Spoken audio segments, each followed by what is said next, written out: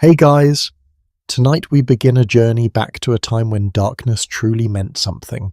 Imagine this, it is 6 o'clock on a winter evening in 1850. No light switch exists on your wall, no television glows in the corner, no phone buzzes in your pocket. As the sun dips below the horizon, a woman in her kitchen faces a choice that will determine whether her family stays warm, eats dinner, or sits in cold darkness. Her hands reach for kindling. The next 2 hours of her life will revolve entirely around fire. This is not a camping trip, this is not romantic, this is survival. And for women across America and Europe, this moment repeated itself every single evening for thousands of years. What did they do with those long, dark hours? How did they fill the time we now spend scrolling, streaming, and staring at screens? The answer might surprise you. It might even change how you see your own evenings. Before we step into that firelit world together, I need to ask you something. If this story speaks to you, if you find yourself curious about how our great-great-grandmothers spent their nights, would you take just a moment to subscribe to this channel? A like on this video helps more people discover these forgotten stories, and I genuinely want to know, where are you watching from right now? What time is it in your part of the world? Drop a comment below.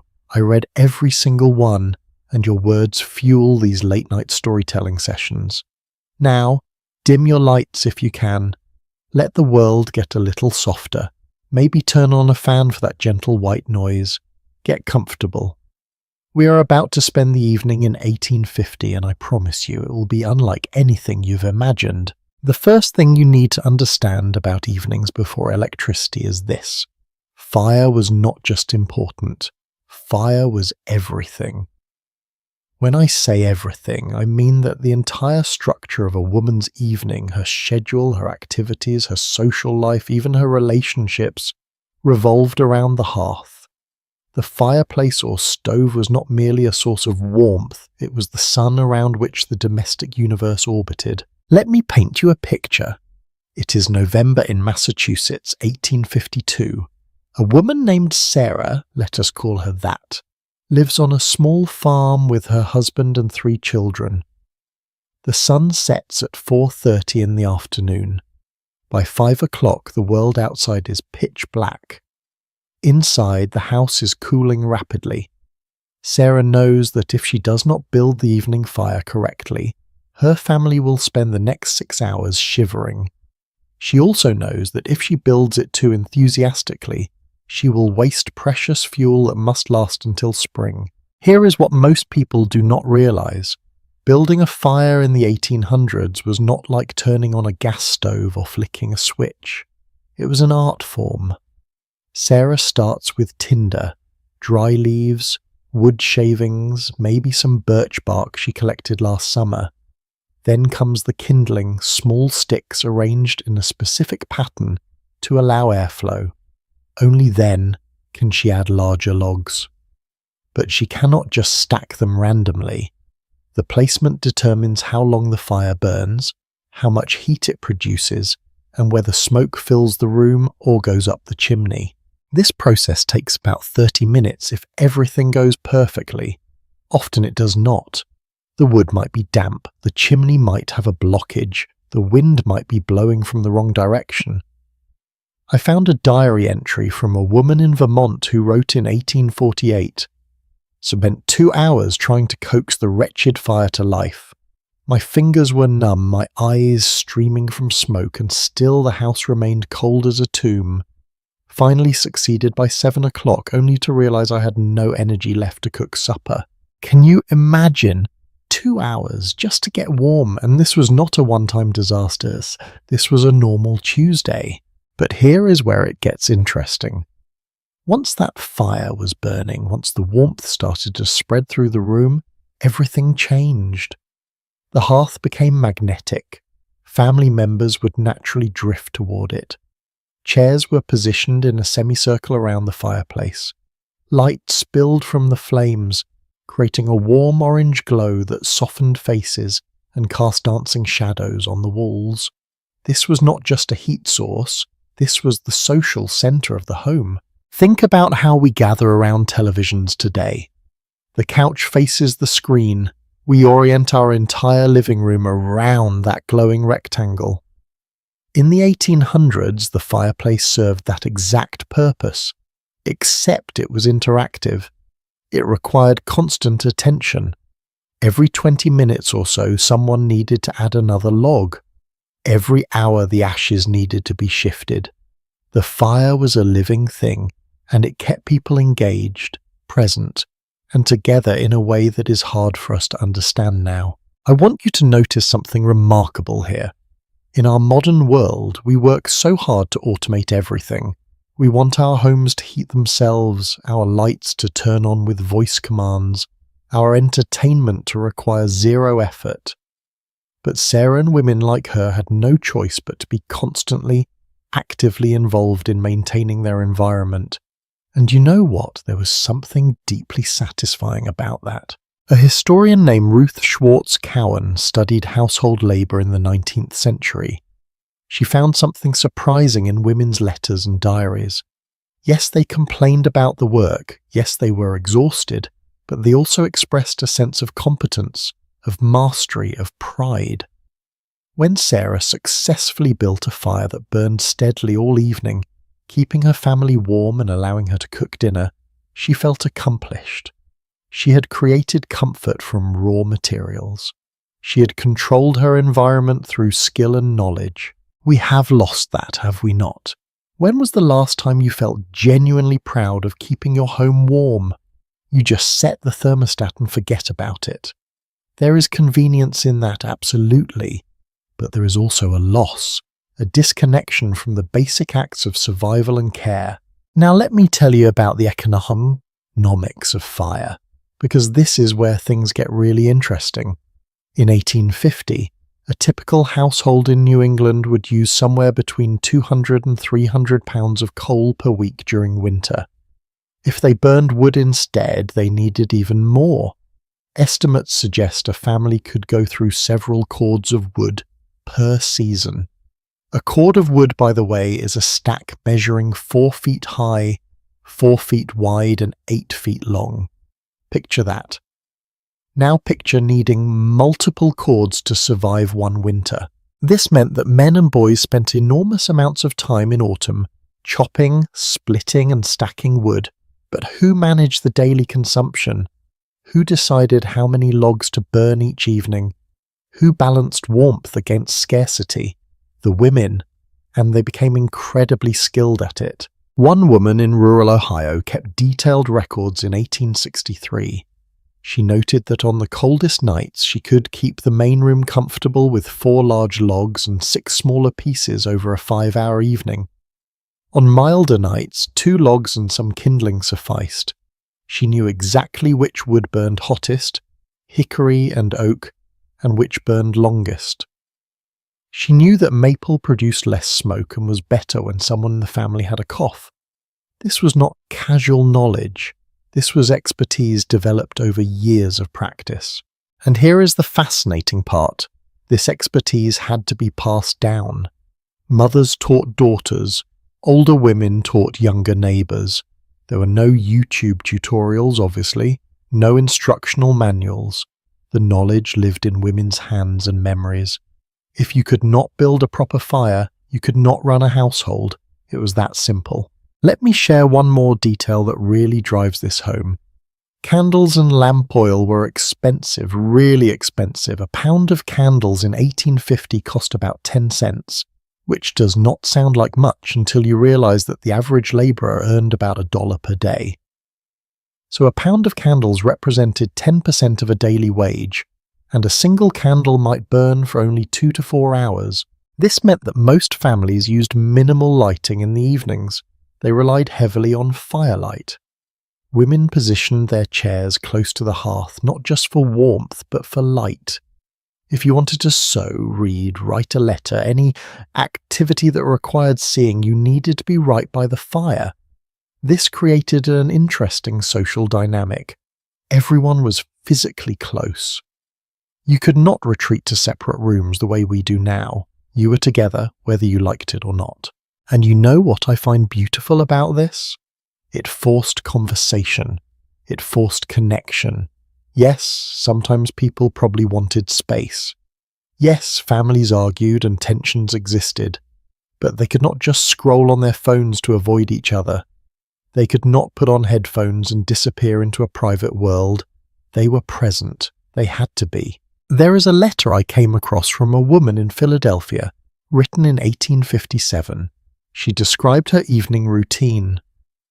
After supper, we gather by the fire. John reads the newspaper aloud while I mend stockings. The children play quietly with wooden blocks at our feet. Sometimes we do not speak for an hour, but the silence feels companionable, not lonely.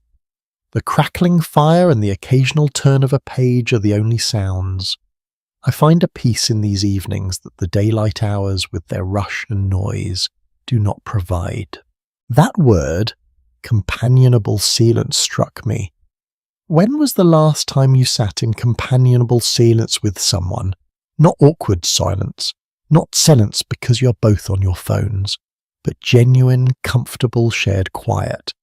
I think we've almost lost the ability to tolerate that kind of peace. The hearth also had seasonal rhythms that structured the entire year. In summer, the evening fire was minimal, just enough to cook supper, then quickly extinguished because of the heat. Women would take their handwork outside in the lingering twilight. But come autumn, as the days shortened and temperatures dropped, the fire reclaimed its central position. October meant it was time to check the chimney, repair any cracks in the hearthstones, and stock up on fuel. By November, the fire burned most of the day and all evening. This continued through March or April, depending on the climate. Imagine living so closely attuned to the seasons. We climate control our way through the year now, barely noticing the shifts. But women in the 1800s felt every change intimately. The return of the evening fire marked a transition not just in weather, but in lifestyle. Winter evenings meant more indoor time, more family time, more handwork and storytelling. There was actually something to look forward to in the darker months, a coziness and togetherness that summer's longer days and outdoor work did not provide. I want to pause here and acknowledge something important. I am describing this world with a certain warmth and nostalgia, and I need to be honest, it was also brutally hard. Women's hands were rough and often burned from managing fires. Eyes were irritated by smoke. Backs ached from bending over hearths. The labour was relentless, and there was no day off, no vacation from keeping the fire alive. I do not want to romanticize that struggle, but I also do not want us to miss what was valuable in that way of life. There was a rhythm, a purpose, a set of skills that mattered deeply. And there was an enforced presence with family, with the work of survival, with the natural world's cycles, that we have almost entirely lost. As electric light spread in the late 1800s and early 1900s, something profound shifted. Suddenly, you could read in any room, you could separate, you could extend the day artificially. Women's labour did not necessarily decrease, that is a whole other complicated story, but the social structure of the evening changed dramatically. The hearth stopped being the centre, and then came radio, then television, and here we are, each of us often in a separate room, staring at separate screens, living in our own isolated bubbles of entertainment. We gained so much, but we lost the fire. Here is what I want you to take from this. The next time you adjust your thermostat without thinking, or flick on a light switch, or settle in for an evening of streaming, pause for just a second. Feel a little gratitude for the women who spent their evenings battling smoke and cold to create the same comfort you now access with the button. And maybe, just maybe, consider what it would mean to create your own hearth. Not literally, of course, but metaphorically. What if you designated one evening a week to gather with the people in your home? No screens, just presence, just conversation, or comfortable sieste, or a shared activity. What if you tried to reclaim a tiny piece of what Sarah and millions of women like her experienced every single night? That sense of togetherness, of working together to create warmth and light. I think there is something we are hungry for in that. I think that is why cozy evenings, hygge, slow living, these concepts resonate so deeply right now. We are not just nostalgic for an imaginary past. We are recognizing something valuable that got lost in the rush toward convenience. The evening hearth was not just about fire. It was about presence. It was about ritual. It was about the daily act of creating home. And while we cannot and probably should not go back to that level of labour, we can think about what we want our evenings to feel like. We can choose to build our own kind of hearth, whatever form that takes. So as we close this first part of our journey, I want you to imagine Sarah one more time. It is nearly 9 o'clock. The fire has burned down to glowing coals. The children are asleep upstairs, bundled under quilts. Sarah banks the fire carefully, ensuring enough embers survive until morning, when she will coax it back to life. Her husband is already in bed. She takes a final moment by the dying light, perhaps touching the warm stones of the hearth, feeling the day's work in her tired muscles, and then she too retires. Tomorrow morning, well, a few hours from now really, she will start it all over again, and so will we, in our own way. But before Sarah goes to sleep, and before we move forward in our story, there is something else happening by that firelight. While the fire keeps the family warm, Sarah's hands are not idle. They are busy with needle and thread, creating something beautiful from scraps of fabric. And that needlework, those evening hours spent stitching, reveals an entirely different layer of women's evening lives, one that blended necessity with artistry, economy with expression, survival with beauty. What did those needles create? What did those evening hours of stitching mean? And why did a woman's skill with a needle determine not just her family's warmth, but her own value in society? That is where we are headed next, into a world where every stitch carried meaning and every evening brought the quiet rhythm of thread pulling through fabric. Stay with me. The story is just beginning to unfold. So there she sits, Sarah, our woman from 1850. The fire is crackling, her family has eaten dinner, the dishes are washed, and now, finally, she can sit down. But her hands do not rest. They never really rest.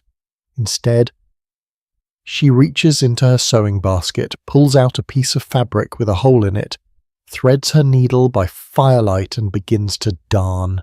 You might think this is just mending, just fixing things. But oh, it is so much more than that.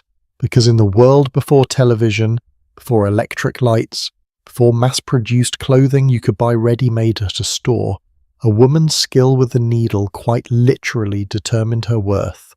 Not her character, not her intelligence, not her kindness, her needlework. The tiny stitches she could execute by dim firelight were being judged, assessed, and used to decide whether she was marriageable, respectable, accomplished, whether she was valuable. Does that make you uncomfortable? It should. Because we are about to enter a world where embroidery was not a hobby, it was a test. And every evening women sat in judgment, stitching their way towards social acceptance or rejection. Let me take you back further. Not to 1850 now, but to 1789. A 9-year-old girl named Mary Ann Body sits at a table, bent over a piece of fabric stretched tight in an embroidery frame. Her fingers are small, still growing, but they are already learning the alphabet in thread. She stitches each letter carefully, capital A, lowercase a, capital B, lowercase b, row after row, until the sampler is covered in her work. This is not art class. This is not for fun. This is her education. This piece of fabric will be kept, possibly framed, and shown to future employers or suitors to prove that Mary Ann has been properly trained. that she possesses the patience, the precision, the feminine accomplishment required of a respectable woman. Now imagine being Mary Ann. You are 9 years old, your eyes hurt from squinting at the tiny stitches, your fingers are cramped. You would rather be outside, playing, exploring, reading a book, but no, you must stitch, because your future depends on it. Your sampler is your resume, your report card, your proof of worth all rolled into one. This was the reality for girls across social classes, though the details differed. Working class girls learned plain sewing, making and mending simple clothing, darning stockings until the original fabric was barely visible beneath layers of careful repairs. They learned this not as an accomplishment, but as survival. If you could not sew, you could not clothe your family. If you could not darn, you would go through stockings at a rate your budget could never sustain. But middle and upper class girls, they learned something else entirely. They learned what was called fancy work, embroidery, decorative stitching, the kind of needlework that served no practical purpose except to demonstrate refinement, patience, and marriageability. Let that sink in for a moment. They spent hours, no years, of their evenings learning a skill whose primary function was to prove they were suitable wives. Here is what the Victorian needlework hierarchy looked like, and yes, there was an actual hierarchy. At the very bottom was plain sewing, making clothes, mending tears, darning socks. This was considered suitable for servants and working-class women. Respectable, but not impressive. A step up from that was knitting. Knitting lived a double life. Servants knitted stockings by candlelight because they had to.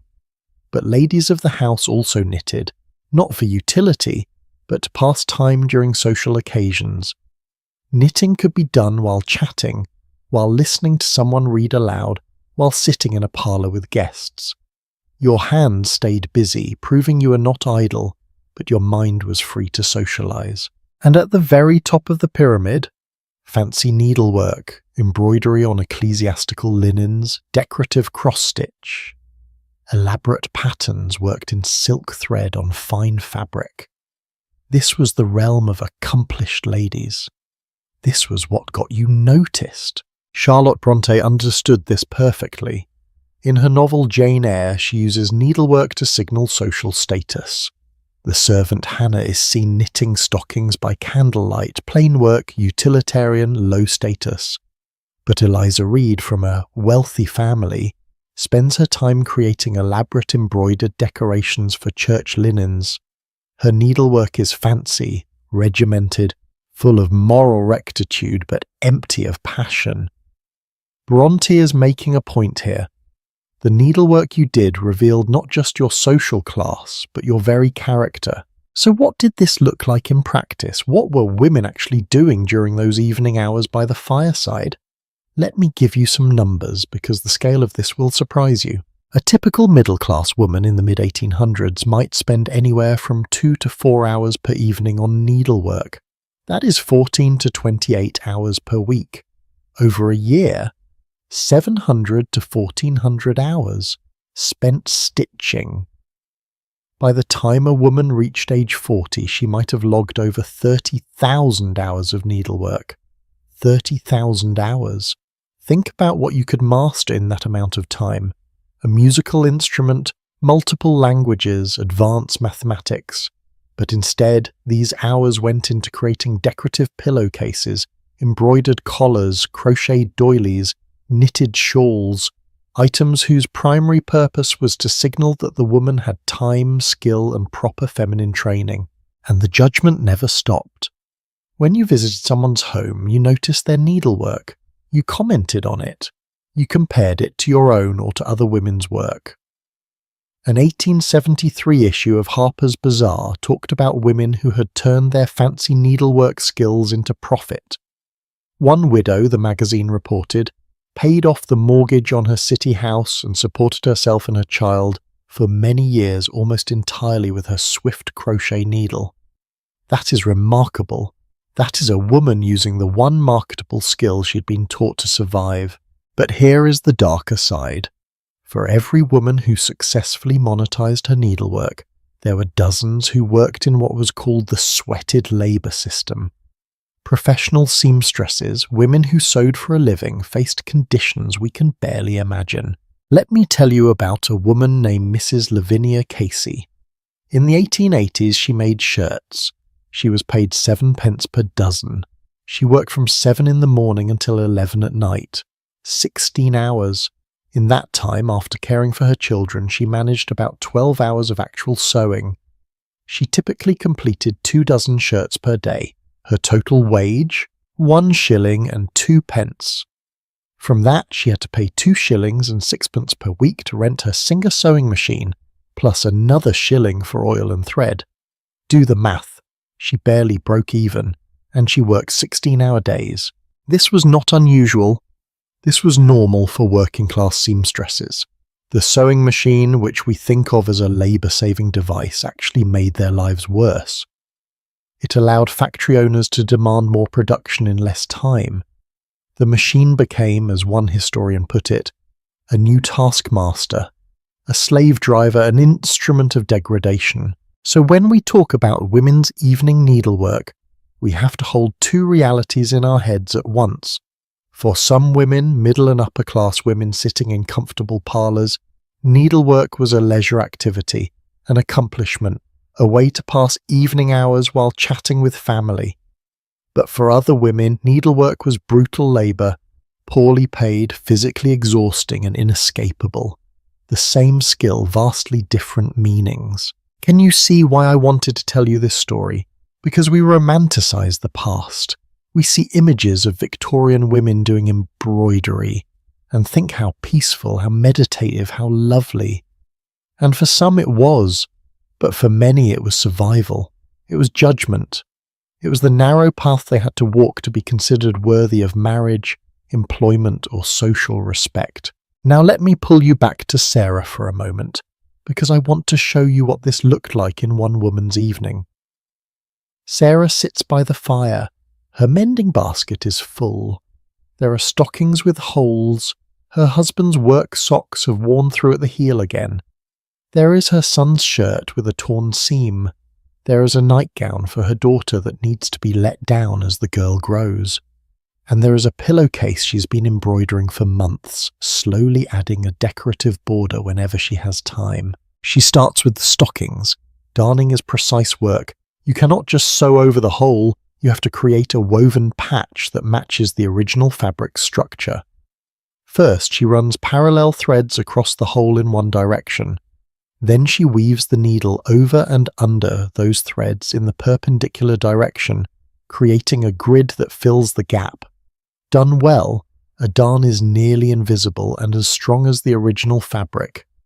Done poorly, it creates a lumpy, uncomfortable spot that will wear through even faster. Sarah learned to darn from her mother, who learned from her mother, who learned from hers. The knowledge passed down through generations, mother to daughter, evening after evening, firelight after firelight. And young girls practiced on darning samplers, pieces of fabric where they deliberately created holes, then practiced filling them with different weaving patterns. Some of these samplers still exist in museums.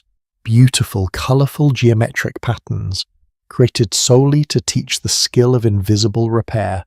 But here is what gets me. Sarah does this work by firelight. Maybe she has a single candle if the family can afford to burn one. Her eyes strain. Her back aches from bending forward. Her fingers, after hours of stitching, develop calluses. By the time she is 50, her eyesight might be permanently damaged from years of close work in dim light. This was not uncommon. Women frequently lost their near vision, developed chronic eye strain, or suffered from headaches, all from evening needlework. And yet they kept stitching, because what choice did they have?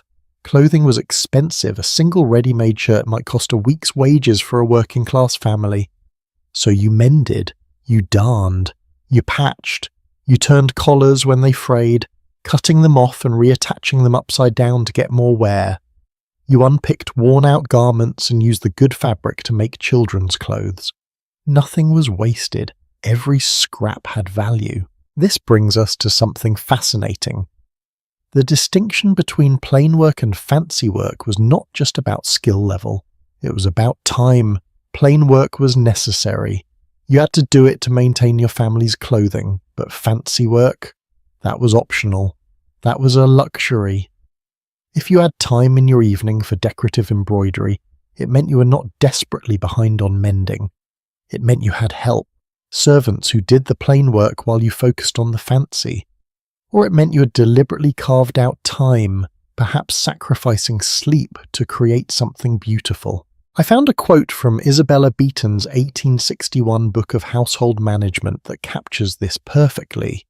She wrote, "Light or fancy needlework often forms a portion of the evening's recreation for the ladies of the household. Recreation, not labour. For wealthy women, embroidery was recreation. For their ladies' maids, plain sewing was employment. The same activity, completely different meanings. And here is where it gets really interesting. Some women rebelled against this system through their needlework. They used their stitches to make political statements. The suffrage movement in the early 1900s created elaborate embroidered banners. These banners featured the names of female scientists, authors, academics, suffrage leaders. They included slogans like "Justice for All" and "Votes for Women." Think about the brilliance of this. These women took a traditionally feminine craft, embroidery, and weaponized it. They took the skill they had been forced to learn as proof of their domestic suitability and used it to demand political power. The Artists' Suffrage League understood that embroidery could move from the private domestic sphere into the public political sphere. And it did. So when Sarah sits by her fire darning stockings, and occasionally working on her decorative pillowcase, she is participating in a tradition that is simultaneously beautiful and oppressive, creative and constraining, empowering and limiting. Her needles are tools of survival, markers of status, evidence of skill, and potentially, though she might not know it yet, instruments of resistance. Now I want you to imagine something with me. Imagine if we had taken all those hours, those 30,000 hours that women spent on needlework over a lifetime, and given them different tools. What if instead of needles and thread we'd given them pens and paper? What if we had said, use these evening hours to write, to study, to experiment, to create in ways that build knowledge rather than just demonstrate accomplishment? What might women have achieved? We will never know. But we can honour what they did achieve within the constraints they faced. Because let me be clear, I am not dismissing needlework as worthless. The skills involved are real. The artistry is genuine.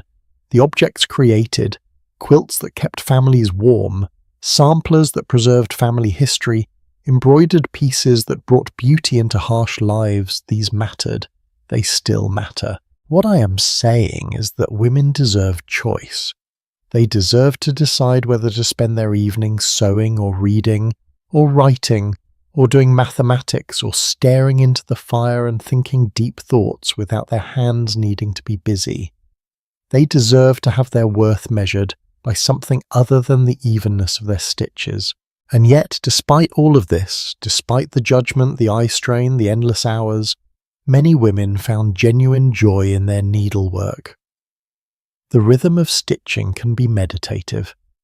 The act of creating something with your hands is satisfying in a way that is hard to explain to someone who has never experienced it. There is a reason why knitting, embroidery, and cross-stitch are experiencing a resurgence today. People are rediscovering the pleasure of handwork in our hyper-digital age. But here is the difference. Today, when you pick up a needle, you choose it. It is not mandatory. It is not being judged. Your marriage prospects do not depend on it. And that freedom, that ability to sew for pleasure rather than obligation, that is the gift the past could not give these women. As Sarah finishes darning the last stocking, she folds her work and places it back in the basket. Tomorrow night there will be more mending. There is always more mending. But tomorrow night might also bring something different. Tomorrow night, she might gather with other women. She might attend what they call a quilting bee. And those gatherings, those were magic. Because when women came together around needlework, something transformed. The work became secondary, the connection became primary. And in those circles of women bent over fabric, stitching and talking and laughing, an entirely different kind of evening emerged. One we need to explore because it reveals how women turned solitary labour into social revolution. But that story deserves its own space, its own time. So stay with me, keep the lights low, let the fire in your mind burn a little brighter. Because we are about to enter the most social, the most subversive, the most powerful expression of women's evening culture before television. The quilting bee, and trust me, it is not what you think. Picture this, it is a Wednesday morning in November 1862. In a farmhouse in rural Iowa, a woman named Martha wakes before dawn. But today is different. Today is not just another day of cooking, cleaning, childcare, and endless chores. Today is the quilting bee, and that changes everything. Martha hurries through her morning work. She bakes extra bread. She prepares a large pot of stew that can simmer all day without much attention. She sweeps the main room and sets up the quilting frame. 4 long pieces of wood that create a rectangle large enough to hold an entire quilt. By 9 in the morning, women start arriving. They come on foot, on horseback, in wagons. Some have travelled 5 miles. One woman has brought her infant, bundled against the cold. Another brings her elderly mother, who can no longer sew but loves the company. And here is what you need to understand. This is not just a sewing circle. This is the original social network. This is Facebook, Instagram, and group chat all rolled into one. This is where information flows, where alliances form, where women support each other through the hardest parts of their lives. This is where isolated farm wives who might not see another woman for weeks suddenly find themselves part of a community, and it happens around a quilt. Now, you might be wondering, why quilts? Why did quilting bees become so central to women's evening culture? And the answer is actually quite practical. Making a quilt top, piecing together all those small fabric squares into a pattern, that was something you could do alone, slowly over months. You could work on it in spare moments. But quilting the actual quilt, that is when you attach the decorative top layer to the batting and backing layer with thousands of tiny stitches. And that work goes so much faster with multiple hands. What might take one woman weeks to complete, 8 women could finish in a single day. So quilting bees were efficient. But efficiency was never the real point. The real point was this: women needed each other. And quilting bees gave them permission to gather, to talk, to exist in community in a world that otherwise kept them isolated on separate farms and in separate households. The golden age of quilting bees was roughly 1840 to 1875. This was the era of westward expansion, a massive immigration, the Civil War, and incredible social upheaval. And right in the middle of all that chaos, women were gathering around quilting frames, creating beauty and building networks that would sustain them through unimaginable hardship. Let me tell you about one specific quilt that captures this perfectly. Have you ever heard of the Jane Stickle quilt? Jane was a woman living in Vermont during the Civil War. Between 1851 and 1854, she created a quilt that contained 5,602 individual pieces of fabric. 5,602 pieces, each one cut, arranged, and sewn into intricate patterns. The quilt measures roughly 80 inches square and contains 169 different block patterns, plus a complex border. It is a masterpiece. But here is what makes it extraordinary. Jane did not do this alone. According to records and local history, Jane frequently sewed with friends at her home. She was part of a quilting community. Those 5,602 pieces represent not just Jane's skill, but also hours of conversation, shared laughter, exchanged recipes, whispered confidences, and mutual support. The quilt is beautiful, but the relationships that formed around it, those were priceless. Now you are probably imagining a peaceful scene, women sitting quietly stitching, maybe humming hymns, and sometimes it was like that. But often, it was loud, it was gossipy, it was full of debate and laughter and occasionally tears.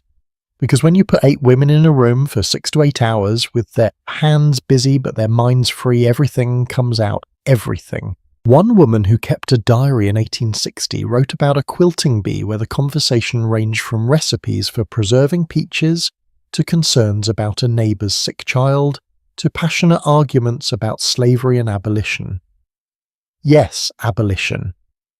Political discussions happened at quilting bees. In fact, quilting bees became one of the primary venues where women discussed politics, precisely because they were women-only spaces where men did not control the conversation. And here is something that will blow your mind. Susan B. Anthony, the famous suffragist, made her first speeches about political rights at quilting bees when she was a teenager. Quilting bees, not formal political gatherings, not men's debating societies, quilting bees. By the early 1900s, women's rights had become such a frequent topic at quilting bees that they were essentially functioning as organising spaces for the suffrage movement. Let me paint the full picture of what a typical quilting bee looked like. The women arrive around 9 in the morning. The hostess has already stretched the quilt layers onto the frame. The decorative top that has been pieced together over months, a layer of cotton batting for warmth, and a plain backing fabric. The 3 layers are basted together loosely, then attached to the frame. Now comes the quilting itself. The women arrange themselves around the frame. Typically, 7 or 8 can fit comfortably, though some larger frames accommodated 10 or 12. Each woman has a needle, thread, and a thimble, and they begin stitching. The goal is to create small, even stitches that go through all 3 layers, creating patterns that add both structure and beauty. Some quilts have simple straight-line quilting. Others feature elaborate designs, feathers, flowers, geometric patterns that require significant skill. As they stitch, they talk, and this is where the magic happens. Because in a world where women's literacy rates were lower than men's, where newspapers were expensive and often unavailable, where travel was difficult and communication slow, quilting bees functioned as news networks. A woman who had visited town last week shares what she learned at the general store. Another woman passes along a letter she received from relatives back east. Someone mentions that a particular merchant has raised his prices, or that a new family has moved into the area. Information flows.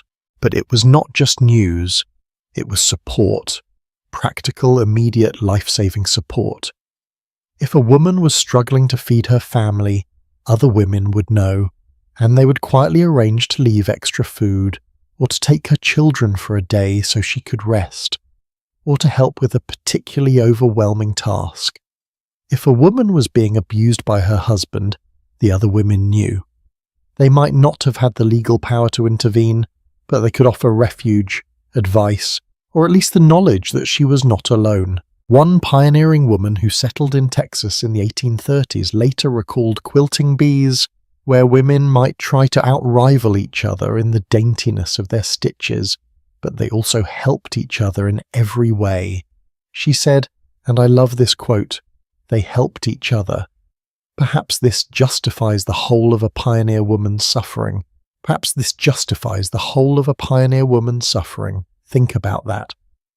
The community formed at quilting bees was so valuable, so essential, that it justified the incredible hardship of frontier life. And quilting bees had rituals.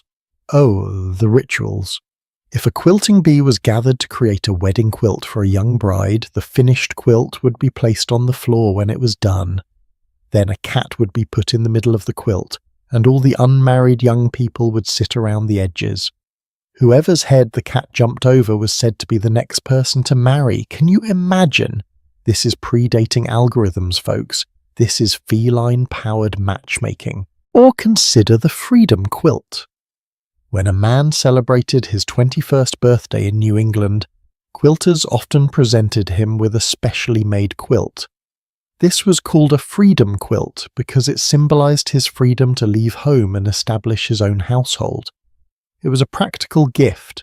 He would need bedding, but also a symbolic one. The quilt represented the community's blessing on his transition to adulthood.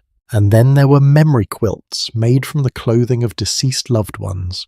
Imagine losing your husband in the Civil War. His body never returned. You have nothing but his clothes. So you cut up his shirts, his trousers, and you piece them into a quilt. Now every night you sleep under a blanket made from his fabric. The quilt becomes a memorial, a source of comfort, a tangible connection to someone you have lost. Women at Quilting Bees helped each other make these memory quilts. They shared the grief, they shared the work, and they created something beautiful from profound loss. But here is where Quilting Bees get really interesting.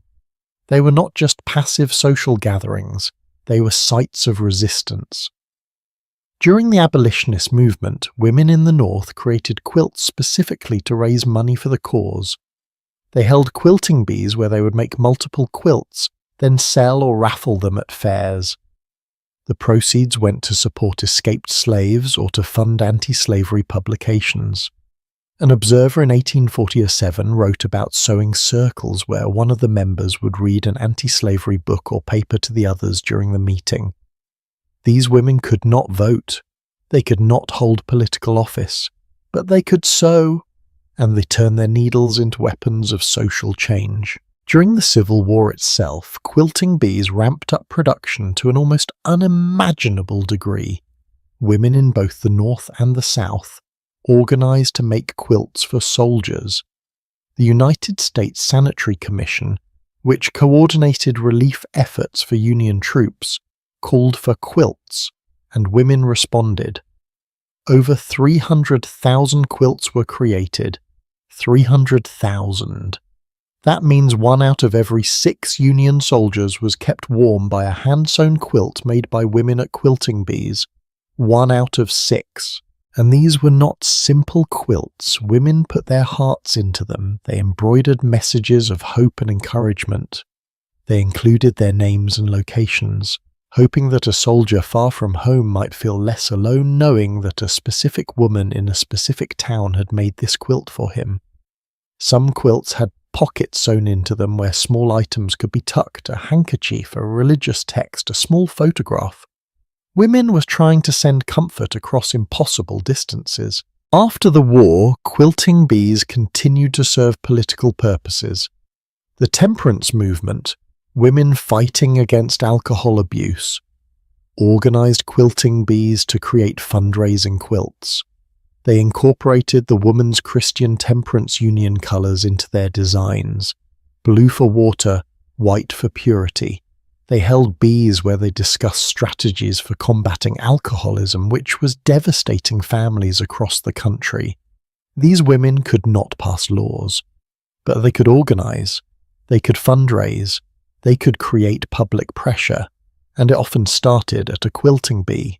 Now, I want to tell you about the social aspect more intimately, because quilting bees were not all serious politics and heavy grief. They were also pure fun. The hostess would prepare a large midday meal. This was not optional, this was required. You fed the women who came to help you, and the food was often the highlight. Meat pies, fruit preserves, fresh bread, cakes, cookies. For women whose daily meals were often simple and repetitive, a quilting bee dinner was a feast. And in the evening, the evening, because quilting bees did not end when the sun went down. Remember, this was before electric lights, so work might pause when it became too dark to see fine stitches. But that did not mean everyone went home. Instead, the men were invited to arrive. Husbands, sweethearts, brothers, fathers. They came in their Sunday best, because a quilting bee evening was a social event. There would be food again, supper, and then music, dancing, singing, courtship. Young people used quilting bee evenings to meet potential partners. It was one of the few socially acceptable venues where young, unmarried people could interact without constant adult supervision. There is even a song about this. It is called Aunt Dinah's Quilting Party, and it tells the story of a couple who stroll home together after such an evening. The song was popular in the mid-1800s and captures the romantic, festive atmosphere of these gatherings. But, and this is important, not all quilting bees were open to everyone. Just as there was a hierarchy in needlework skills, there was a hierarchy in quilting bees. Some bees were exclusive. If a woman had created a truly special quilt top, something intricate and beautiful, she wanted it quilted by women with exceptional skill. Because here is the thing, anyone can learn to piece a quilt top, but quilting itself, creating those tiny, even stitches, that takes years of practice, and a poorly quilted top could ruin months of work. So skilled quilters were in demand. Being invited to an exclusive bee was a mark of social prestige. It meant your stitching was good enough that other women trusted you with their finest work. This created a weird dynamic where quilting bees were simultaneously egalitarian. Anyone could participate in a basic bee, and hierarchical, the best quilters formed an elite group. In isolated regions, though, these hierarchies mattered less. A woman in the southwest reminisced, "One day a week when the neighbours came to quilt, my brother would take the bed in Mamma's room down to the kitchen and put up the frame for that day. It was quite a job, but he never minded. There were no more than 4 women working because there was no room for more. 4 women in a kitchen, with a bed frame being moved every week just to make space for quilting. That is how much it mattered. That is how essential these gatherings were. And here is something modern viewers of historical dramas often miss. Quilting bees were loud, they were messy. There were children running underfoot. Babies were nursed during the quilting. Older children might be assigned to watch younger ones outside or in another room.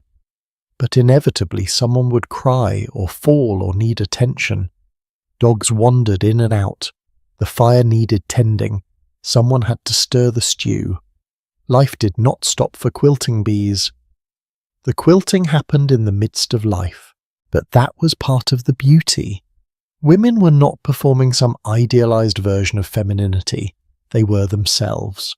They could be tired, grumpy, frustrated, joyful, silly, serious, all of it. And it was accepted, because everyone there understood. Everyone there was living the same exhausting, demanding, occasionally rewarding life. Now, you might be wondering what happened to quilting bees. Why did they decline?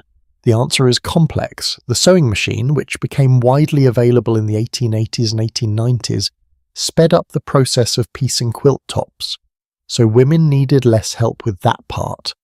The quilting itself still required hand stitching, but as more women gained access to sewing machines, they could complete projects faster on their own. Then came the telephone.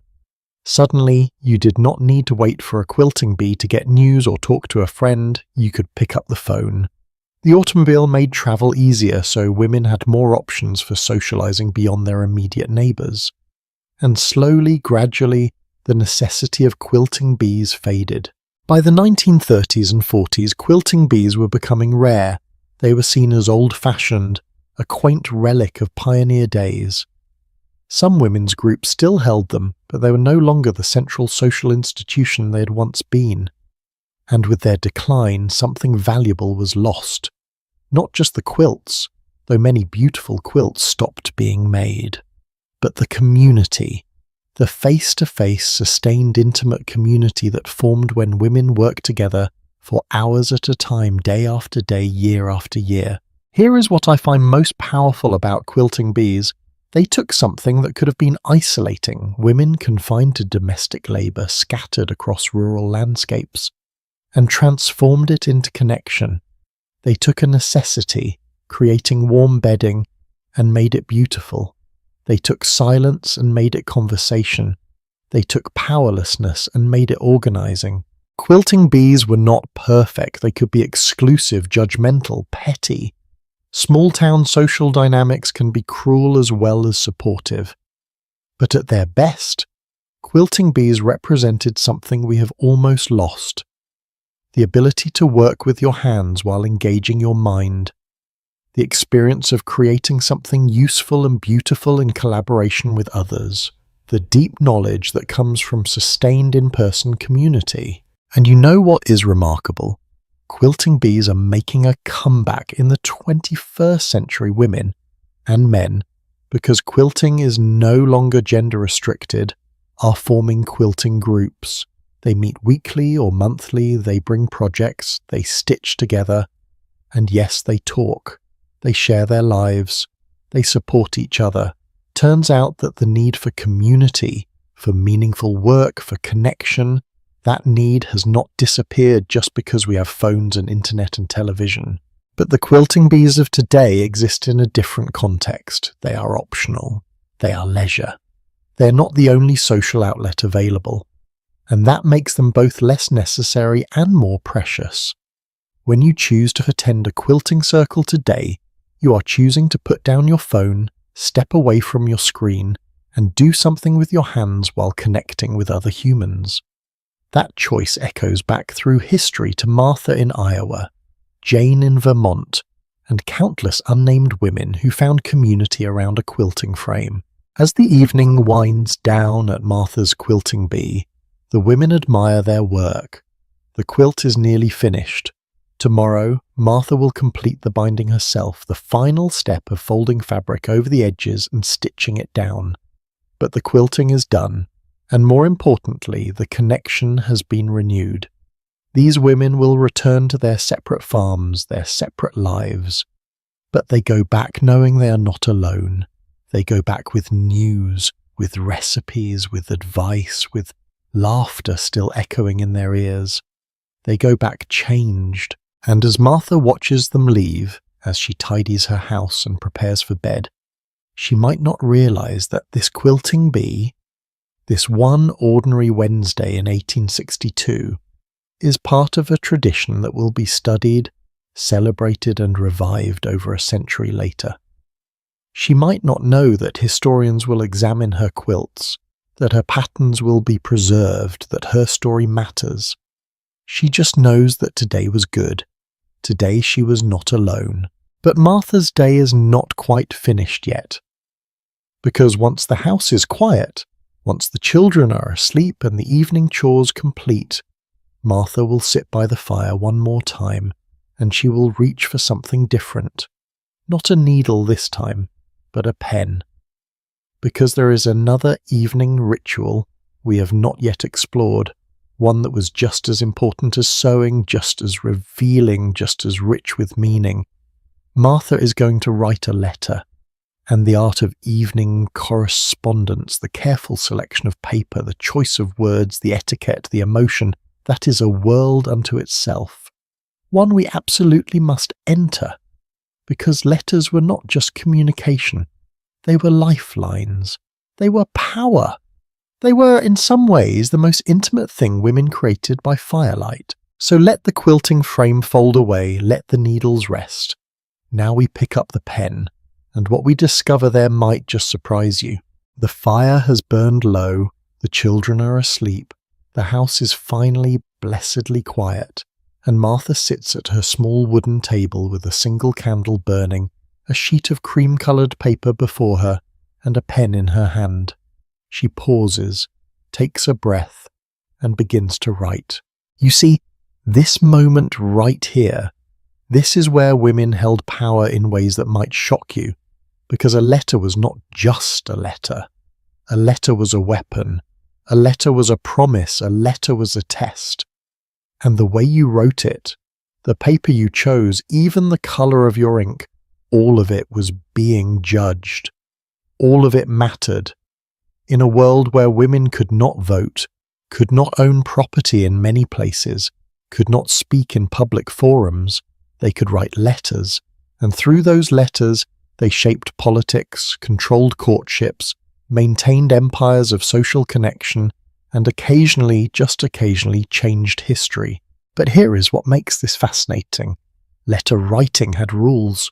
So many rules, and women who broke those rules paid for it with damaged reputations, lost marriage prospects, and social exile. So let me take you inside the Victorian letter-writing world, because it was elaborate, bizarre, and absolutely ruthless in its demands. First, the paper. You could not just grab any paper. The quality, colour, and size of your stationery announced your social class before you even wrote a word. An 1891 etiquette book was very clear on this. Nothing looks more mean and untidy than thin sheets and envelopes of the same quality, through which the writing exhibits itself. Translation: cheap paper marks you as cheap. Upper-class women use thick, high-quality paper. The texture mattered. The weight mattered. Fashion dictated whether paper should be small or large, square or oblong. But one thing never changed. It had to be expensive. And the colour? For most correspondents, white or cream. But women had slightly more freedom here than men. Light shades of blue or lavender were sometimes acceptable for ladies. A light spritz of perfume on the paper? That was a matter of debate. Some etiquette guides said it was charming. Others called it vulgar. You had to know your audience. Get it wrong and you were judged. Now the ink. An 1889 handbook stated, "The colour of ink most durable and tasteful on all occasions and for all correspondence is black. Red ink should never be used for the body of a letter. Blue ink may be, fancy ink may answer for ladies, but is not in taste for gentlemen." So women had a tiny bit more creative freedom. They could use coloured inks occasionally, but even then restraint was advised. Too much creativity signalled poor breeding. Then came the wax seal. Before envelopes became standard, letters were folded and sealed with wax, and the colour of that wax was a language all its own. Black wax meant mourning, always. If you received a letter sealed with black wax, you knew immediately that the sender had experienced a death. Red wax was for men, particularly for business correspondence.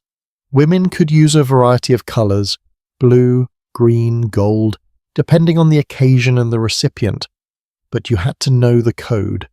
Use the wrong colour and you sent an unintended message. Are you starting to see how complicated this was? We are not even at the actual writing yet. We are still just setting up to write. And already there are a dozen ways to make a mistake that could haunt you socially. Now her handwriting. Oh, the handwriting. An 1893 guide instructed, "The handwriting should be clear and yet not too large and bold. It should possess some character and style, but not be adorned or ornamented with fine flourishes and dashes. So your penmanship had to be legible but not showy, distinctive but not ostentatious, feminine but not weak." How do you achieve all of that? Through practice. Hours and hours of practice.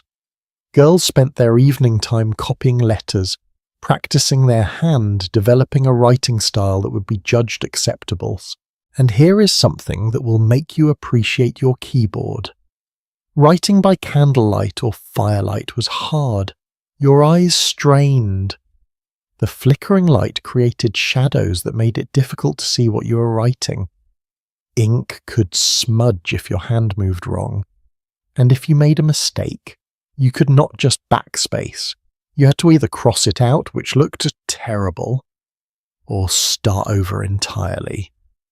So women learned to compose in their heads before putting pen to paper. They thought through sentences, planned their letters mentally, so they could write cleanly the first time. But the real power of letter writing was not in the mechanics. It was in what letters could do. Let me show you. Courtship letters. When a man wanted to court a woman in the Regency and Victorian eras, he had to formally request permission to correspond with her. To that. He had to ask if he could write to her, and she could say no. This was one of the most important tools at a young lady's disposal during courtship, the power of refusal. She could refuse to enter into correspondence which effectively ended the courtship before it began.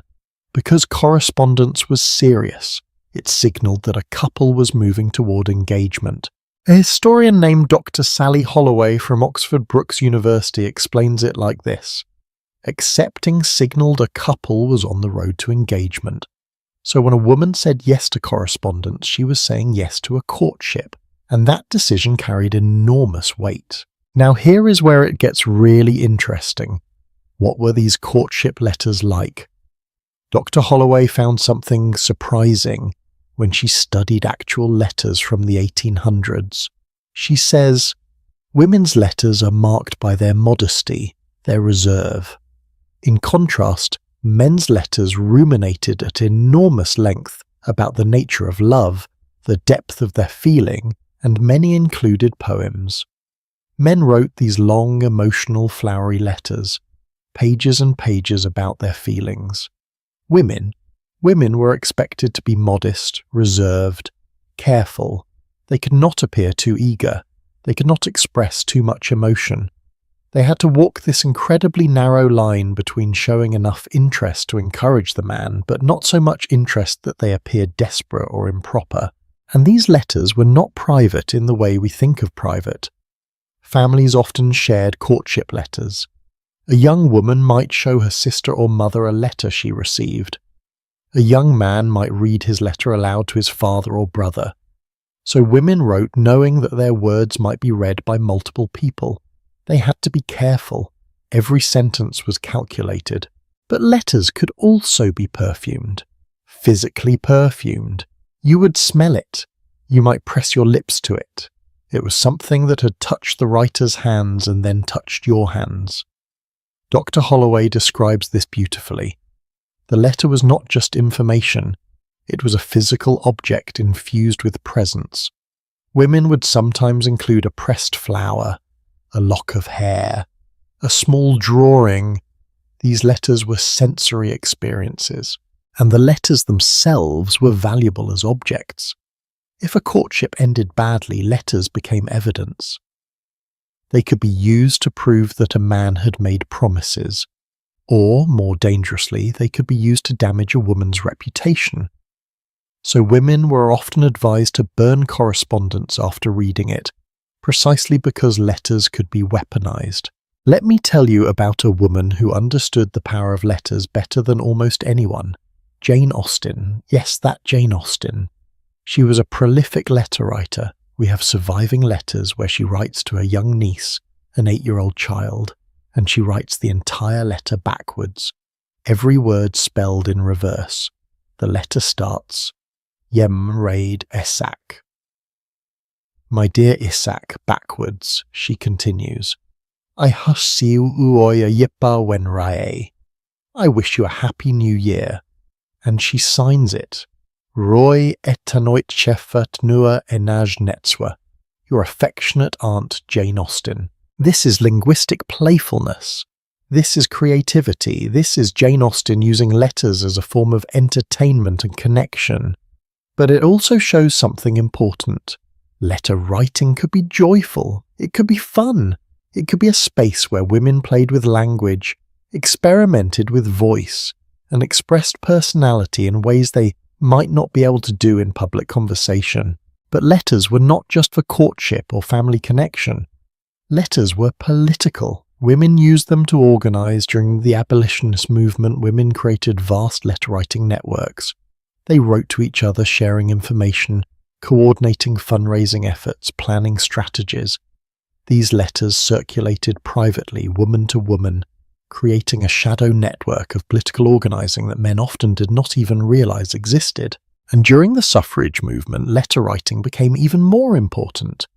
Women wrote to legislators, they wrote to newspapers, they wrote to each other, maintaining morale and coordination across vast distances. Susan B. Anthony and Elizabeth Cady Stanton maintained an extensive correspondence for decades.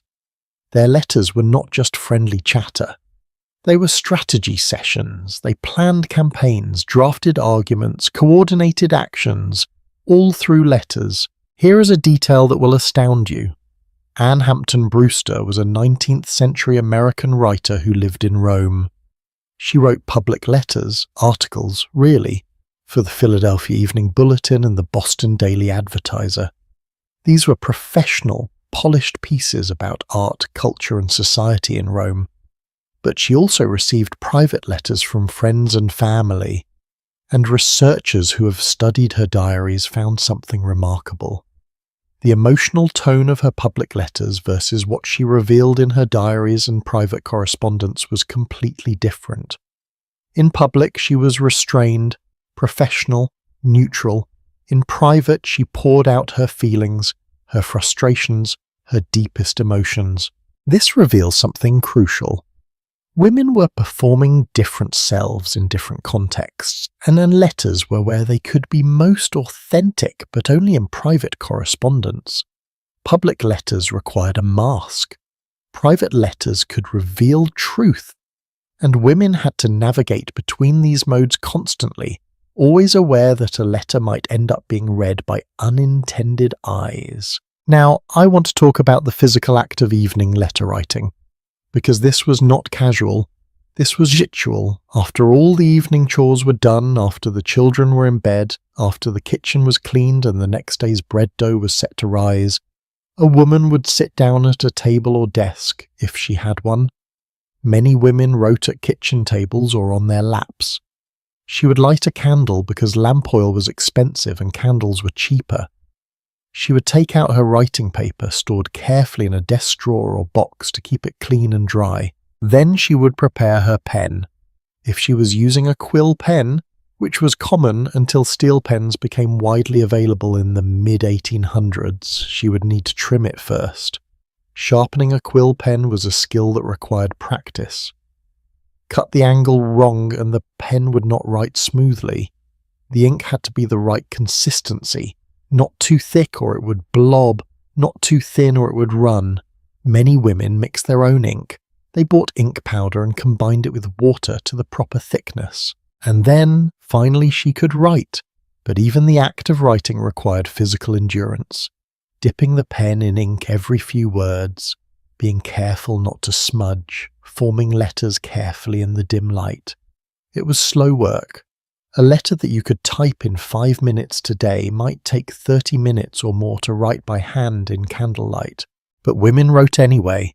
They wrote to sisters who had moved west. They wrote to children who had married and left home. They wrote to friends they might not see for months or years. They wrote to mothers, to aunts, to women in their sewing circles. And through these letters, they maintained connections across impossible distances. One woman wrote in her diary in the 1850s about the joy she felt when she received a letter from her sister who had moved to California during the gold rush. She had not seen her sister in 3 years, might never see her again. But the letter, this piece of paper that had travelled thousands of miles, had been carried by ship and stagecoach and horseback. This letter brought her sister's voice into her home. She read it aloud to her family. She read it multiple times to herself. She kept it in a box with other treasured correspondence. And this is what letters did. They collapsed distance. They preserved voice. They created presence where there was absence. In a world without telephones, without instant messaging, without video calls, letters were how you stayed connected to people you loved. But here is something we might not think about. Letters also created pressure. If you received a letter, you were expected to respond within a reasonable time, usually within a week or two. Failing to respond was a social offence. It suggested you did not value the relationship. So women felt obligated to write even when they were exhausted, even when they had nothing particularly interesting to say. Letter writing was a social duty as much as a pleasure. And there were rules about what you could write. An 1870 guide warned, letter writing guides advised writing with absolute feeling and being cautious about saying too much. They also warned against saying the wrong things, regardless of whether these wrong things had real feelings behind them. So you had to be honest but not too honest, emotional but not too emotional, interesting but not improper. Every letter was a tightrope walk. Women also used letters to maintain their position in society. If you were invited to a party, you wrote a thank you letter. If someone experienced a death, you wrote a condolence letter. If someone was ill, you wrote a get well letter. These were not optional. They were required, and the quality of your letter was judged. A well-written condolence letter that struck the right tone of sympathy without being maudlin, that was a mark of good breeding.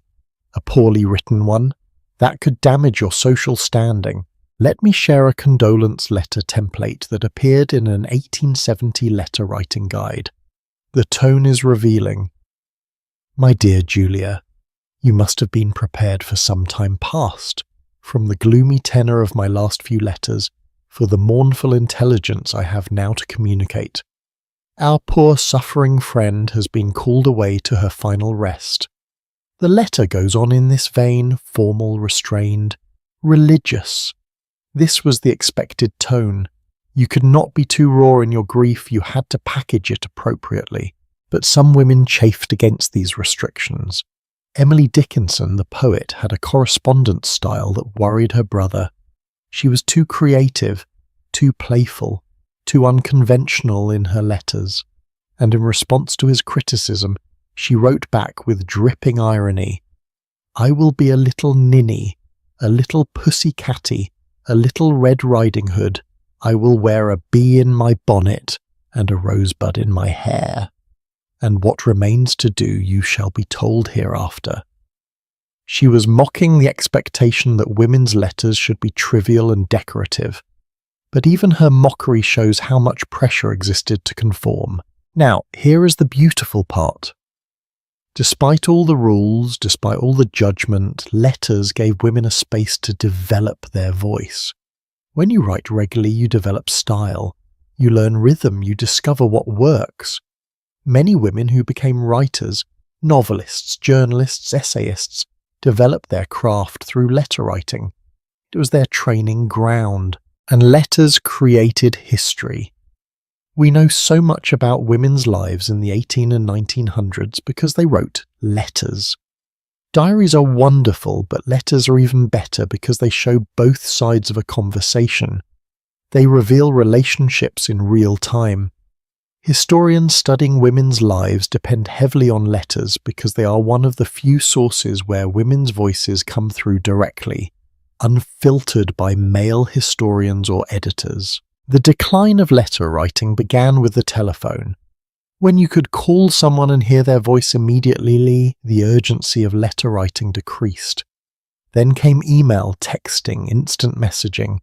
And now, most of us go months or years without writing an actual letter by hand. We have gained immediacy. We have gained convenience. But what have we lost? We have lost the ritual. The sitting down with intention to communicate, the physical act of forming words with a pen, the care required to craft sentences knowing you cannot easily change them. We have lost the anticipation of waiting for a response, the excitement of seeing a letter in the mail addressed to you in handwriting you recognize, the ability to hold something physical that someone you love created specifically for you. And we have lost the record. Text messages are ephemeral, emails pile up and get deleted, but letters in a box in an attic, those last. Those become history. Those tell future generations who we were and what we cared about. Martha finishes her letter. She blots the ink carefully. She folds the paper and seals it. In the morning, her husband will take it to town when he goes to sell grain, and he will leave it at the post office. It will travel for days, maybe weeks, before it reaches her sister back east. But it will reach her, and her sister will open it and hear Martha's voice across the distance, and that connection, fragile, slow but real, that is what sustained women through their isolated lives. As Martha sets down her pen and blows out the candle, she does not know that we will still be talking about letters like hers more than a century later. She does not know that historians will study 19th century women's correspondence to understand how women thought, felt, and navigated their constrained worlds. She just knows that tonight she has spoken to someone she loves. And in the morning her voice will begin its journey. But the evening is not quite over.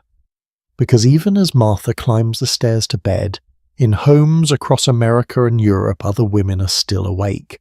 And they are not writing letters or quilting or mending, they are reading aloud. They are gathered with their families around the fire, and one person holds a book, maybe a novel, maybe a newspaper, maybe a collection of poetry, and that voice fills the room. And what happens in those moments of shared reading? The stories that get told, the worlds that open up, the way reading aloud shapes family bonds and passes down culture, that is another kind of magic entirely, one that deserves our full attention. So let us turn the page together and see what women and their families discovered in the pages of books, read by firelight in those precious evening hours. There is a knock at the door. It is 8 o'clock on a Tuesday evening in 1865, and the Thompson family is expecting guests, not for dinner, dinner was hours ago, not for games, though those might come later. No, tonight is reading night, and the neighbours have been waiting all week to find out what happens next in the story. Because here is something that might shock you. Before Netflix had us hooked on cliffhangers and binge-watching, before television kept families glued to screens, there was reading aloud. And it was not some quaint, quiet activity. It was the entertainment. It was addictive. It was emotional. And it created shared cultural moments that brought entire communities together in ways we struggle to achieve today, even with all our technology. Imagine this, you are sitting in a room lit by a single lamp or a few candles. The fire crackles in the background. Your father sits in the best chair, holding the latest installment of a serialized novel. It arrived yesterday, a thin pamphlet, maybe 30 pages, costing just a shilling. Everyone in the room has been thinking about this moment for a month, because that is how long it has been since the last installment. 30 days of wondering whether the hero survived, whether the lovers reunited, whether justice was served, and now, finally, you get to find out. Your father clears his throat. He begins to read. And for the next hour, everyone in the room, your mother, your siblings, possibly the servants, maybe even a neighbour or two, everyone listens, completely focused. No one is checking their phone. No one can check their phone, obviously, because phones do not exist. There is just the voice, the story, and the shared experience of entering another world together. This was Victorian Netflix, and it was everywhere, in wealthy homes and working-class cottages, in city apartments and rural farmhouses. Across England, America, and Europe, millions of people structured their evenings around reading aloud. And the effects on culture, on literacy, on family bonds, on the very structure of how novels were written, those effects are still with us today, whether we realize it or not. Let me give you some numbers that will blow your mind. In the early 1800s, literacy rates in England were relatively low. Maybe 60% of men could read, and closer to 45% of women. But by 1870, after the Education Act made elementary schooling compulsory, those numbers shot up. By the end of the Victorian era, around 1900, over 90% of both men and women could read. 90%. In less than a century, England went from a largely illiterate population to near universal literacy. And reading aloud was one of the key mechanisms that made this possible. Here is why. If one person in a household could read, everyone in that household could access books. Literacy became communal rather than individual. A working-class family might only have one literate member, maybe the oldest son who had attended school, or the mother who had learned as a girl, but that one person could read aloud to everyone else, and as they listened, the non-readers picked up patterns. They learned how sentences work. They absorbed vocabulary. They started to understand the relationship between spoken words and written symbols. Reading aloud was informal education happening every single evening in homes across the country, and it was not just families reading to each other, it was everywhere. In factories, one worker might read the newspaper aloud during breaks while others listened and discussed. In public houses, what we would call bars or pubs, someone would read aloud from the latest penny dreadful, those sensational weekly serials about detectives and criminals and supernatural events. Street corners had readers who would recite news or stories to crowds who gathered to listen. Reading aloud was a public performance, a shared experience, a social glue. But let us focus on the home for a moment, because that is where reading aloud had its most profound impact. The typical Victorian family reading session had a structure. Usually, the father read. This was his role, his performance, his moment of authority. One historian, Philip Collins, notes that in many genteel houses, Papa would read the instalments of successive novels to the assembled family. Papa, the father figure presiding over the literary experience. But here is something interesting. Mothers also read aloud, though it is mentioned less frequently in historical accounts. Why? Because men's activities were documented more thoroughly. But women absolutely read aloud to their children, to each other, to mixed family groups. They just did not get the same historical recognition for it. And children were the primary audience for much of this reading, but they were not passive listeners. They were learning.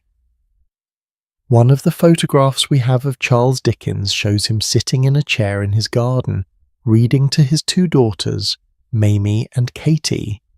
They are listening intently, and Dickens is not just reading, he is performing. His face is animated, his voice modulates, he brings the characters to life. Because this is crucial to understand, reading aloud in the Victorian era was not monotone.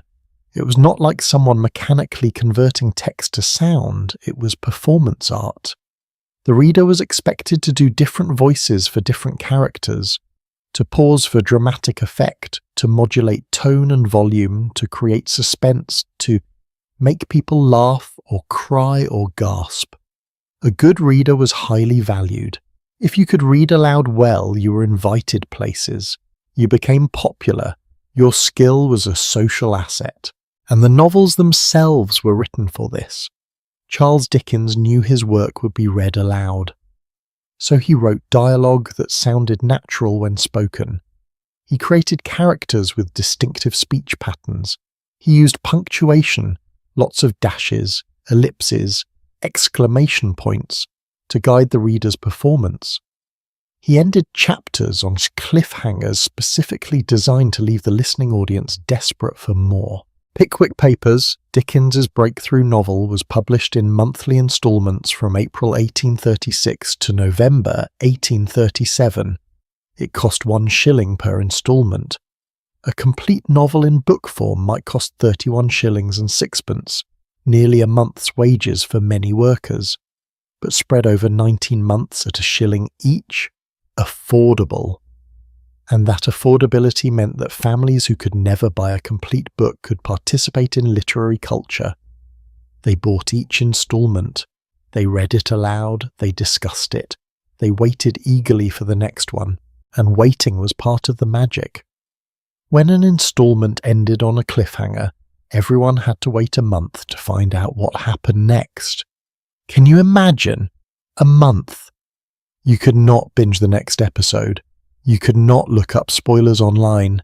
You had to sit with the uncertainty, the anticipation. And you know what? That built community, because everyone was waiting together. You could discuss theories with neighbours, you could speculate, you could bond over shared suspense. Let me tell you about one specific moment that captures this perfectly. When Dickens's novel The Old Curiosity Shop was being serialised, the final instalments involved the fate of little Nell, beloved child character. Would she die? Would she be saved? The tension was unbearable. When the ship carrying the final instalment arrived in New York Harbour, crowds gathered at the dock, and as passengers disembarked, People shouted from the shore, "Is little Nell dead?" They could not wait another moment to know. The ship passengers shouted back the answer, and people wept openly on the docks. This is what reading aloud created. Shared emotional experiences on a massive scale. Before mass media, before radio, before television, reading aloud was how culture spread. It was how stories became communal property. It was how a nation or a community could all be thinking about the same characters, the same plot twists, the same moral questions. Now, there was a darker side to this. Reading aloud also functioned as censorship. Because novels were read aloud in family settings, with children present, with servants listening, with the assumption of a mixed audience, publishers and authors knew that certain content would not be acceptable. Anything too sexual, too violent, too morally ambiguous risked rejection. Publishers literally told authors that their work needed to be suitable for reading aloud in any family circle. Thomas Hardy and George Moore, novelists later in the Victorian period, complained bitterly about this constraint. Hardy tried to publish Jude the Obscure, a novel dealing with sexuality, marriage and religion in complex ways. Harper's, the publisher, rejected it because it contained material which could not be read aloud in any family circle. Hardy was furious. He felt that the practice of family reading was stifling English literature, forcing authors to write watered-down moralistic stories rather than confronting difficult truths. And he had a point. Reading aloud shaped what got published. It shaped what stories were told. It favoured certain plots, clear, good versus evil, eventual triumph of virtue, romantic love that ended in marriage, villains who were punished. Ambiguity was harder. Moral complexity was risky. Because if a father could not comfortably read it aloud to his 13-year-old daughter, it would not sell. But within those constraints, incredible stories were still told. The Bronte sisters, Charlotte, Emily and Anne, wrote novels that pushed boundaries while still being technically acceptable for family reading. Jane Eyre deals with power, class, gender, hidden wives and moral choices, but it does so in a way that could be read aloud. Jane Austen's novels are sharp social satire, skewering the marriage market and class pretensions, but on the surface they are proper courtship stories suitable for family consumption. These authors were working within the system and subverting it simultaneously, and readers, listening readers, could catch the subtext. They could hear the irony in Austen's voice. They could sense the rebellion in Bronte's characters. The best authors wrote on multiple levels so that children heard an adventure story while adults heard social critique. Now, what did this actually look like in practice? Let me walk you through a typical evening. The family has finished supper. The table is cleared. In wealthier homes, everyone moves to the parlour or drawing room. In working-class homes, they might stay in the kitchen or the main living space. The reader takes position, usually in the best chair, closest to the light source. Everyone else arranges themselves around the room. Women often bring needlework, we are back to that, so their hands stay busy while they listen. Men might smoke a pipe. Children sit on the floor or on low stools. The reader begins. Maybe it is the latest instalment of a Dickens novel. Maybe it is a Gothic thriller. Maybe it is a collection of poems. Maybe it is just the newspaper reading the important articles aloud so everyone stays informed about politics and events. The reading lasts anywhere from 30 minutes to 2 hours, depending on the material and the audience's interest. And here is what is remarkable. During this time, everyone is experiencing the same story at the same pace. No one can skip ahead. No one can read faster or slower than the group. You're all in it together. If a character does something shocking, everyone gasps at the same moment. If something is funny, you laugh together. If it is sad, you might all cry. This synchronous emotional experience, we hardly have that anymore. Even when we watch television together, people are often half distracted by phones.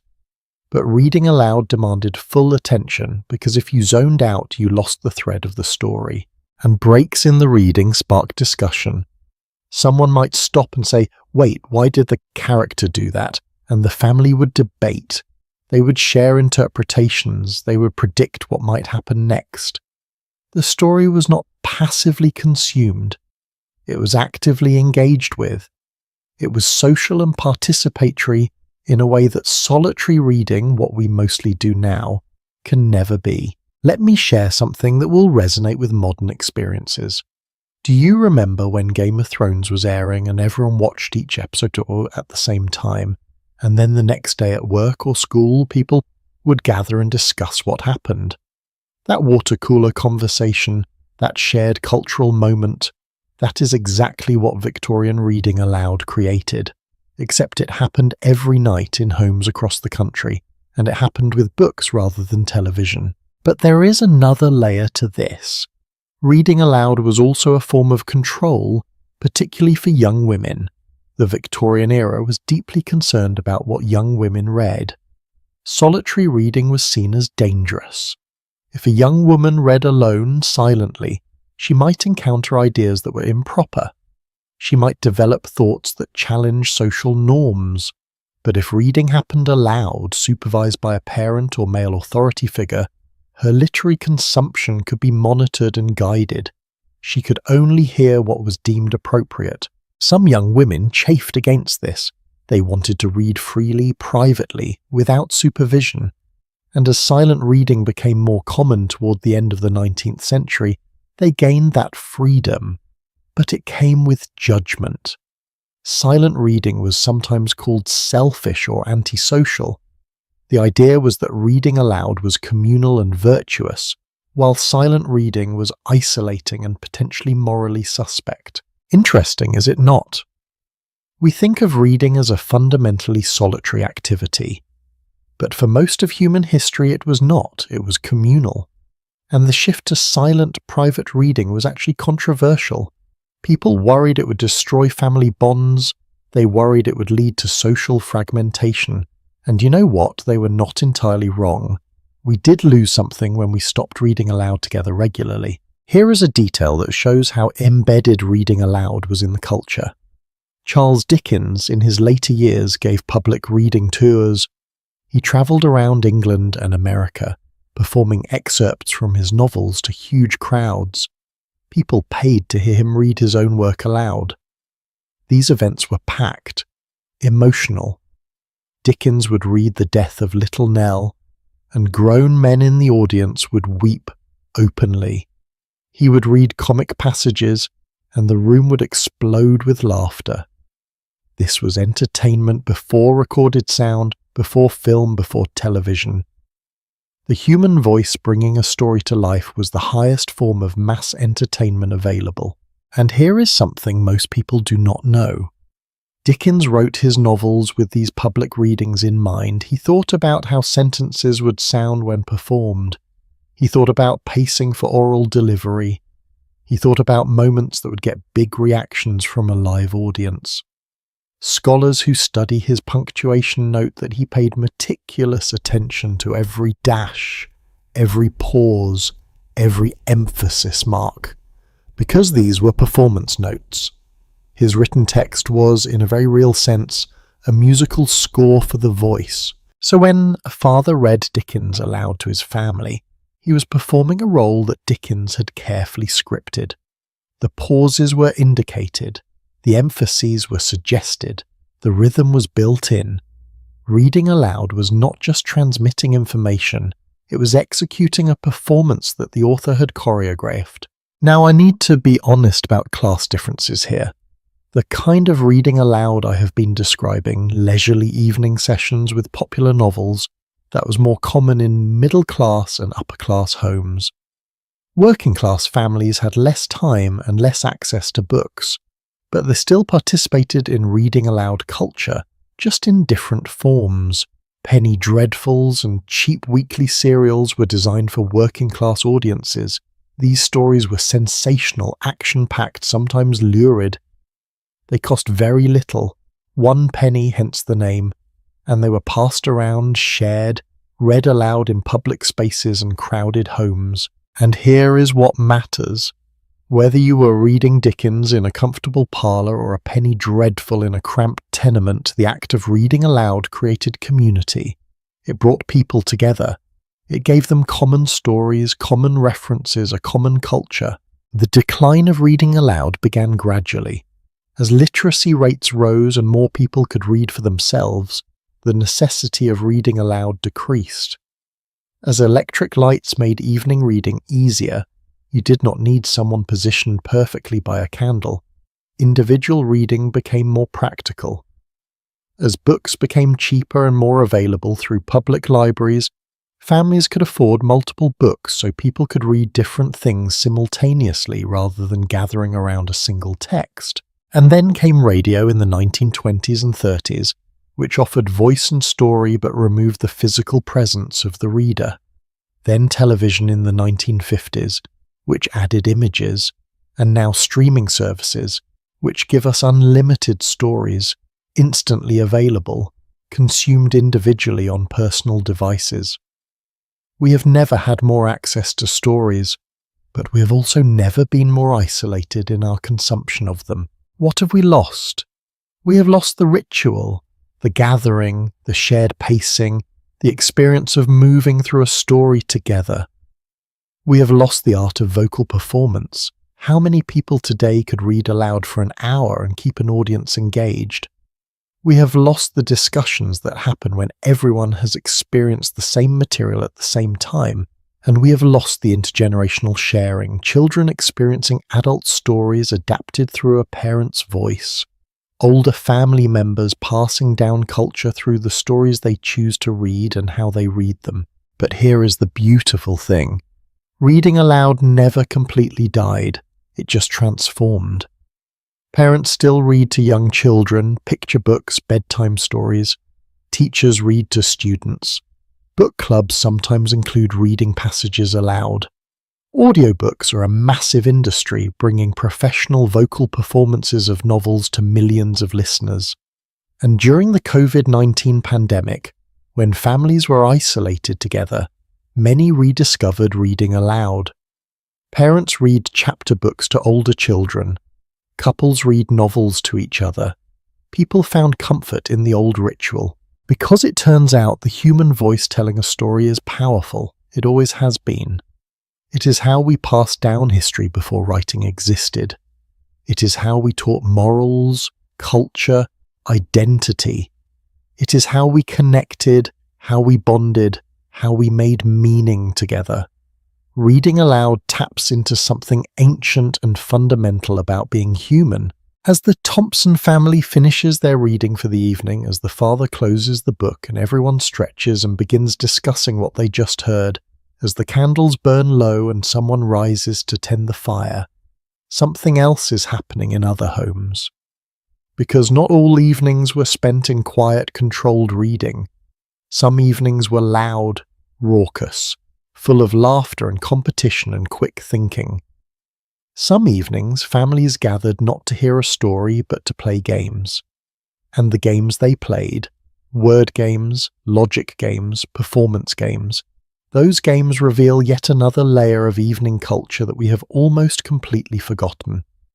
A layer that was about quick wit, clever thinking, and the pure joy of structured fun in a world that demanded so much seriousness. And that is where we need to go next. So keep your energy up. We are about to enter the parlour, where the real entertainment is about to begin. Laughter erupts from the parlour. Someone has just guessed completely wrong, and the room dissolves into giggles. It is 9 o'clock on a winter evening in 1878. The reading is finished, the teacups have been cleared, and now comes the part of the evening when minds sharpen, when wit matters more than wealth, and when a clever 14-year-old girl can absolutely demolish her pompous uncle at a game that requires nothing but quick thinking. Welcome to the golden age of parlour games, and I need you to forget everything you think you know about Victorian propriety and stiffness. Because when the game started, the gloves came off, sometimes literally, depending on which game was being played. Here is what you need to understand. These people had no screens, no apps, no ways to passively consume entertainment. If they wanted to be entertained, they had to create it themselves, and they got really, really good at it. The parlour games of the 1800s were not simple time wasters. They were sophisticated intellectual exercises, social experiments, performance opportunities, and occasionally absolute chaos. And they reveal a side of our ancestors that we rarely see. Playful, creative, sometimes ridiculous and deeply human. Let me start with the most famous one, charades. But here is the thing. Victorian charades were not what you're picturing. You're thinking of the modern version where you act out movie titles silently while people shout guesses, right? That is not what charades meant in the 1800s, not even close. Regency and Victorian charades were verbal riddles. They were elaborate word puzzles spoken aloud, usually in the form of poems. Here is how it worked. You would take a word and break it into syllables. Then you would create enigmatic descriptions of each syllable, and finally describe the whole word without ever stating what the word actually was. The listeners had to figure out what word you were describing based on these cryptic clues. Let me give you a real example from the Austen family. Yes, Jane Austen's family loved charades. Here is one that has been attributed to members of the Austen household. In confinement I am chained every day, yet my enemies need not be crowing. I know no poor prisoner more favoured than I, or one who is more worthy of pitying.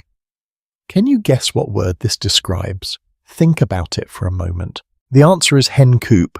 Hen is the first syllable, a female chicken, which is kept in confinement, chained, meaning confined. Coop is the second syllable, and the whole word is hen coop. See how clever that is?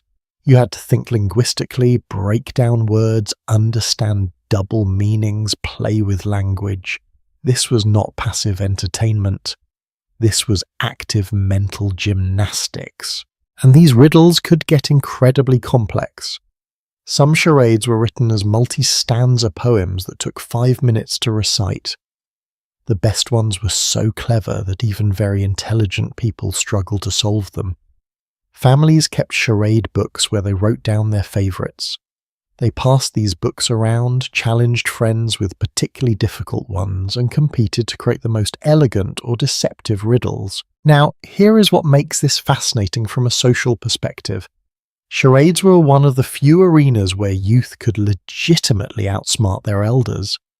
A clever teenage girl who was good with words could solve a charade that stumped her father. And she could create one that made the whole room stop and think. In a society where age and gender determined so much of your authority and respect, parlour games created temporary spaces where intelligence mattered more than status. The actress charades that we know today, the silent acting version, did not become popular until the mid to late 1800s, and even then, they were not the main form. Verbal charades remained the preferred version well into the early 20th century. Only gradually did the acting component take over, and the verbal riddles fade away. But charades were just the beginning. Let me tell you about blindman's bluff. You might know a version of this. One person is blindfolded and tries to catch others while they run around. Simple, right? But the Victorian version had layers of social complexity that would surprise you. Here is how it worked.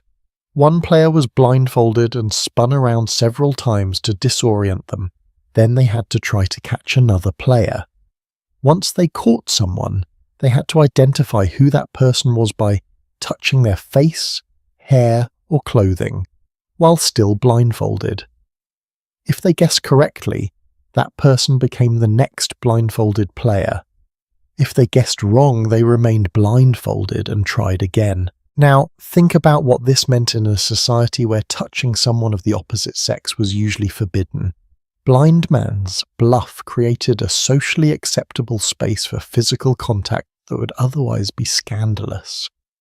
A young man could touch a young woman's face, could run his fingers through her hair, could put his hands on her shoulders, all while blindfolded, in full view of chaperones and family members. It was thrilling precisely because it pushed the boundaries of propriety while remaining technically innocent, and the opportunities for flirtation were endless. A young woman could position herself so that the blindfolded young man she fancied would catch her. She could make small sounds to guide him toward her, or if she wanted to avoid someone, she could stay completely silent and still. The game was as much about navigation of social dynamics as it was about physical agility. One etiquette guide from the 1880s warned that blindman's bluff could become too boisterous and should only be played in homes with sturdy furniture that could withstand some bumping. That warning tells you everything about how physical and energetic this game could get. Victorian parlours were not always quiet and controlled. Sometimes they were full of running, shrieking, laughing chaos. Another wildly popular game was 20 Questions. The rules were simple and elegant. One person thinks of an object. The other players can ask up to 20 yes or no questions to figure out what it is. The person who guesses correctly gets to think of the next object. But what made this brilliant was the strategy involved. You had to ask questions that narrowed possibilities efficiently. Is it alive? Is it larger than a bread box? Is it made by humans? Each question was a logical step, eliminating whole categories of possibilities. Good players developed systems. They would start with broad categories, then narrow progressively. Bad players asked random specific questions and wasted their 20 chances. And watching people play revealed their thinking patterns. A merchant might ask about value and utility, a scholar might ask about origin and composition, a romantic might ask about beauty and sentiment. The questions you asked revealed how your mind worked, what you valued, what you noticed about the world. Families playing regularly develop shared knowledge and inside jokes. If your brother once spent 15 questions trying to guess butter churn and still failed, that became family lore. If your aunt always asked the same 3 opening questions in the same order, people would tease her about it. The game created a microculture within the family. Now let me tell you about a game that absolutely delights me because it is so bizarre and so Victorian. It is called tableaux vivants, which is French for living pictures. Here is the concept. Players would create a frozen scene, a famous painting, a historical event, a moment from literature, using themselves as the subjects. They would dress up, arrange themselves carefully, and then freeze in position while the audience admired the scene and tried to guess what they were depicting. This required planning, creativity, costumes, props, and the ability to hold perfectly still, and Victorians took it very seriously. They would spend hours preparing elaborate tableaux. They would create lighting effects with candles and lamps. They would use household items to create convincing props, and then they would hold their poses, sometimes for several minutes while people examined the scene from different angles. Why did they love this? Because it combined several Victorian obsessions. Art appreciation, you had to know famous paintings and scenes to create good tableaux. Historical knowledge. Many tableaux depicted moments from history or mythology. Physical control and grace. Holding a pose required discipline. And performance. You were literally making yourself into art. And it was one of the few acceptable ways to engage in something close to theatre. For many religious families, actual theatre was considered morally suspect. But tableaux vivants, those were educational. Those were artistic, those were acceptable. So young people who loved drama and performance could satisfy that urge through living pictures. Here is another game that shows how clever these people were. It is called Bullet Pudding. Jane Austen's niece, Fanny Austen Knight, mentioned this game in her diary. She wrote that the family had different amusements every evening, and she specifically lists bullet pudding as one of them. Here is how it worked. You made a cone of flour on a plate and put a bullet, an actual lead bullet, on top. Players took turns slicing away pieces of the flour cone with a knife. The person who made the bullet fall had to retrieve it using only their mouth, getting flour all over their face in the process. It were messy, ridiculous, and apparently hilarious. Can you imagine proper Victorian families in their nice parlours deliberately getting flour all over their faces for fun? It completely upends our image of stiff, formal people who never relaxed. They were playful, they were silly, they were willing to look ridiculous for a laugh. And that is the theme I want you to notice. Parlour games created spaces where normal social rules were temporarily suspended, where status mattered less, where women could be clever and competitive, where young people could take centre stage, where physical contact was allowed, where silliness was encouraged. The parlour game was a pressure release valve in a society that demanded constant propriety. Let me tell you about one more game that reveals a lot about the Victorian mind. It is called Consequences, and it is a writing game. Here is how it played. Everyone gets a piece of paper. You write a man's name at the top, could be someone famous, someone fictional, or someone in the room. Then you fold the paper so the name is hidden and pass it to the next person. That person writes a woman's name, folds the paper and passes it on.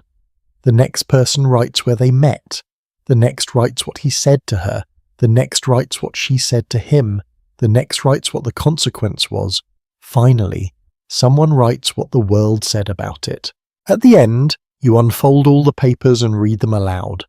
And because each person only saw what they wrote, the combinations are usually absurd and hilarious. You might end up with, Napoleon met Queen Victoria in a chicken coop. He said, "Your hat is on fire." She said, "I have been expecting you." The consequence was they started a bakery. The world said, "What took them so long?" The joy was in the randomness, the creativity, the unexpected combinations. But notice what the game reveals. It has a formula: man meets woman, they speak, there is a consequence, society reacts. This is the structure of courtship and marriage, which was the central drama of Victorian social life. The game lets you play with that structure, make it silly, subvert it. It is social satire disguised as entertainment. And these games were not occasional diversions. They were regular features of evening life. Wealthy families might play several nights a week. Middle-class families with less leisure time might play on weekends or special occasions.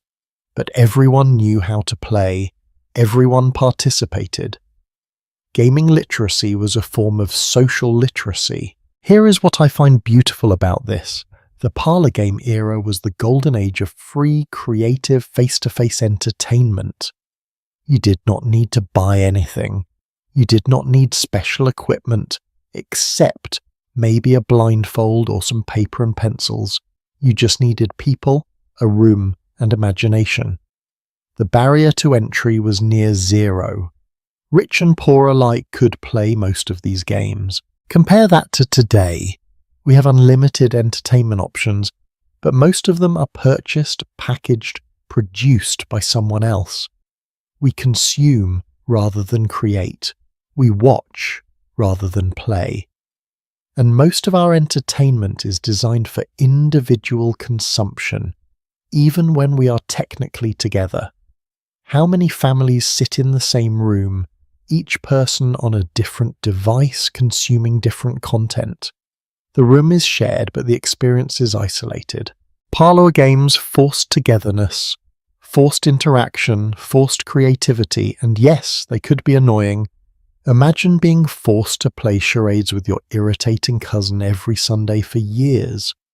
Imagine having to laugh politely at your uncle's terrible puns during word games.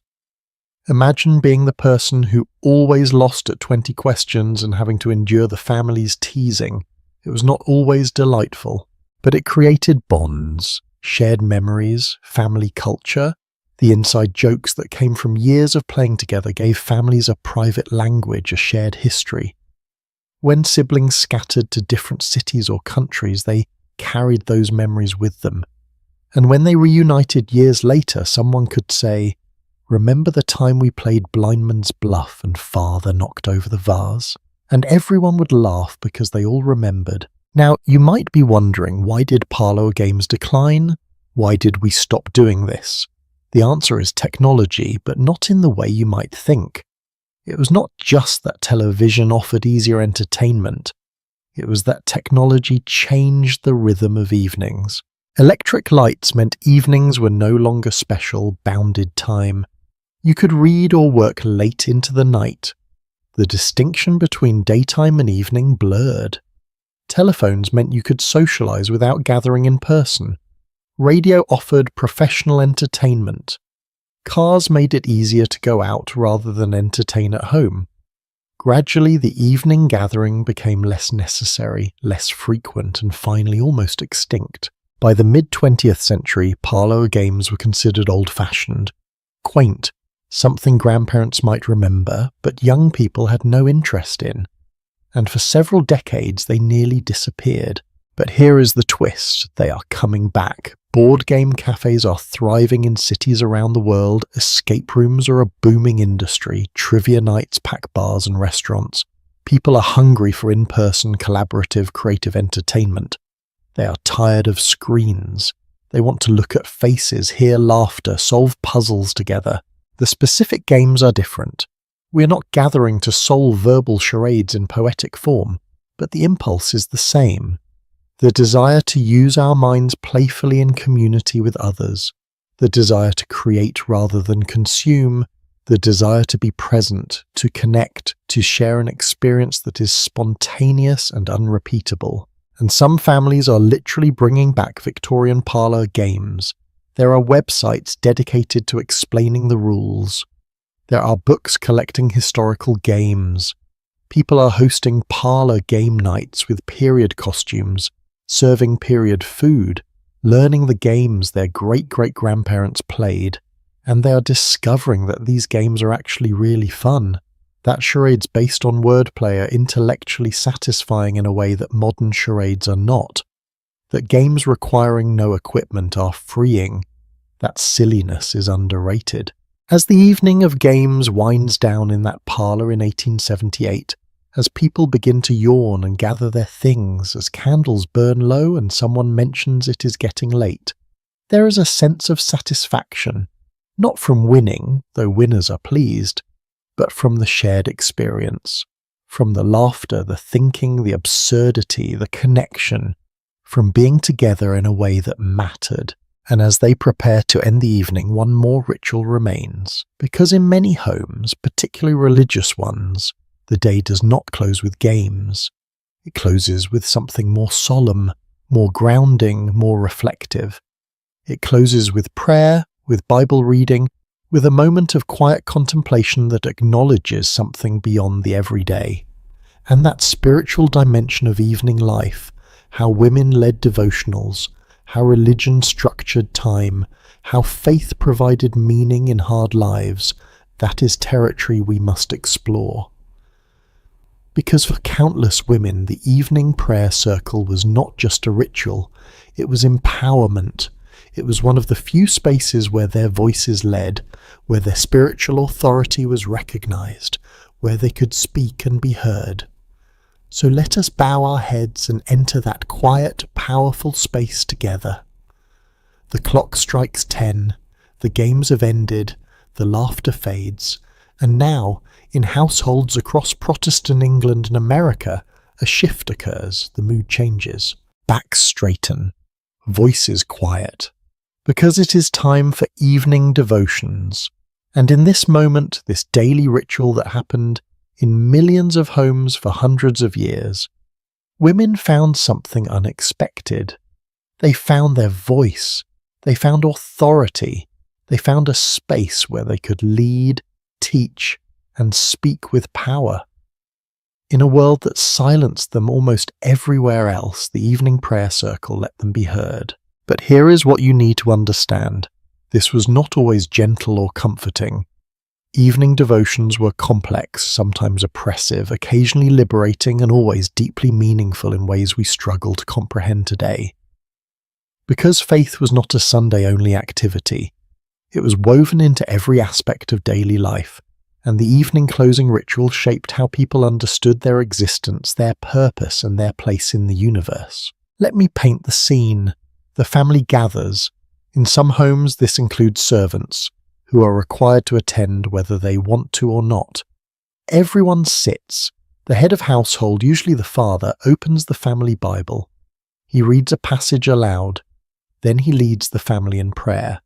Everyone kneels, heads bow, and for the next 10 to 30 minutes, the spiritual work of the day happens. This was called family worship or household devotions, and it was expected in respectable Protestant homes. Not optional, expected. If you visited someone's home and stayed past a certain hour, you participated in their evening devotions. If you were a servant in the house, you attended. If you were a child, you had no choice. This was as mandatory as dinner. Now, why am I telling you this in a series about women's evening activities? Because here is the fascinating part. While men usually led family worship, women had significant roles that gave them rare authority. And in some contexts, prayer circles, charitable societies, Sunday school teaching that happened on weekday evenings, women led entirely. They prayed aloud, they interpreted scripture, they made theological arguments. They exercised spiritual leadership in ways that were forbidden to them in almost every other sphere. Let me give you a specific example. The Women's Christian Temperance Union, founded in 1874, was one of the most powerful political organizations of the late 19th century, and it started as prayer circles. Women gathering in the evenings to pray about the problem of alcoholism, which was destroying families across America. These were not quiet, private prayers. These were organized, strategic public prayers. Women would march to saloons, form circles outside, and pray loudly for the establishment to close. They would sing hymns, they would kneel in the street. And here is what makes this remarkable. These were respectable middle-class women, women who in any other context would be expected to be silent, obedient, confined to the home. But in the name of Christian duty and prayer, they could occupy public space, they could confront men, they could make demands, they could organize politically, all under the cover of religious devotion. Think about the genius of this in a society that forbade women from speaking in public, from entering politics, from challenging male authority. Prayer was the loophole. Because who could argue against prayer? Who could tell a woman she could not pray for the moral improvement of society?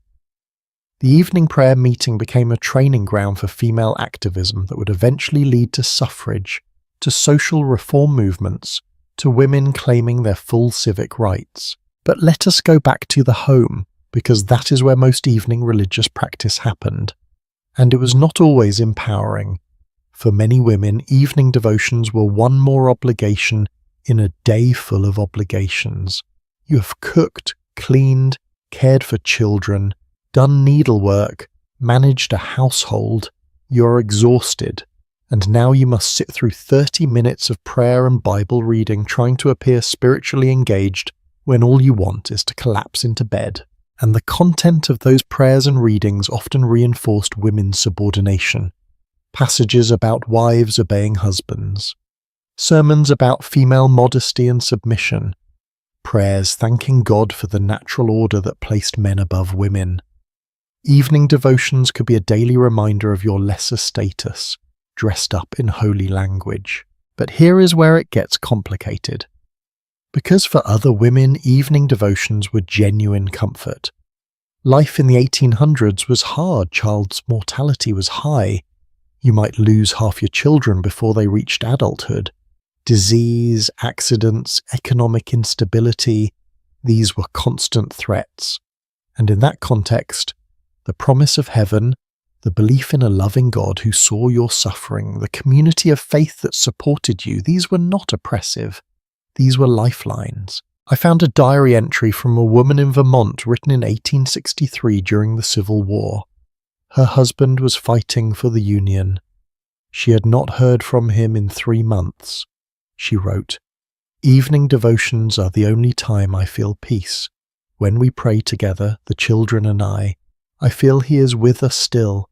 I feel God holds him safe. I can bear another day knowing we will pray again tonight. For her, evening devotions were not oppression, they were survival. And women often shaped the content of family worship more than we might expect. Yes, the father read the Bible, but the mother often chose which passages to read. She suggested which hymns to sing. She guided the prayers, sometimes explicitly, sometimes subtly. In the evening religious space, women exercised a quiet but real influence over their family's spiritual formation. Let me tell you about Sabbath evenings specifically, because those were different. Sunday evenings in strict Protestant households were rigidly controlled. No games, no secular reading, no work beyond absolute necessity. The entire evening was devoted to religious activity. More Bible reading, more prayers.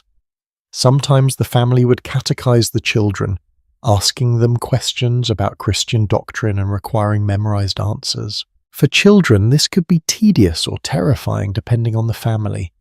Imagine being 7 years old, tired from a long day of church and strict behaviour, and now you have to recite the Westminster Catechism perfectly or face your father's disapproval. Some children grew up hating Sundays because of the oppressive religious atmosphere, but other families made Sabbath evenings warm and meaningful. The mother might tell Bible stories in ways that captivated children's imaginations. The father might explain scripture in gentle, thoughtful ways. The hymns sung together might be beautiful. The sense of setting aside one evening per week for spiritual reflection might feel sacred rather than oppressive. And here is what I find most interesting. The strictness of Sabbath evenings created a rhythm to the week. 6 days of varied evening activities, needlework, reading, games, visiting. Then Sunday evening, which was different, set apart, holy. This created a temporal structure that many people found meaningful. It marked time, it created contrast, it gave shape to existence. Now let me talk about prayer circles specifically, because these were powerful spaces for women. In many communities, women organized weekly evening prayer meetings. Sometimes these were at the church, sometimes they rotated between members' homes, and these were women-only spaces, no men present, which meant women could speak freely. What did they pray about? Everything. The salvation of their children's souls, the conversion of their husbands or neighbors, the success of missionary work abroad, social problems like poverty, prostitution, alcoholism. And as they prayed together, they also talked. They shared information. They coordinated charitable activities. They organized. These prayer circles were simultaneously spiritual gatherings and organizing meetings, and women learned to speak.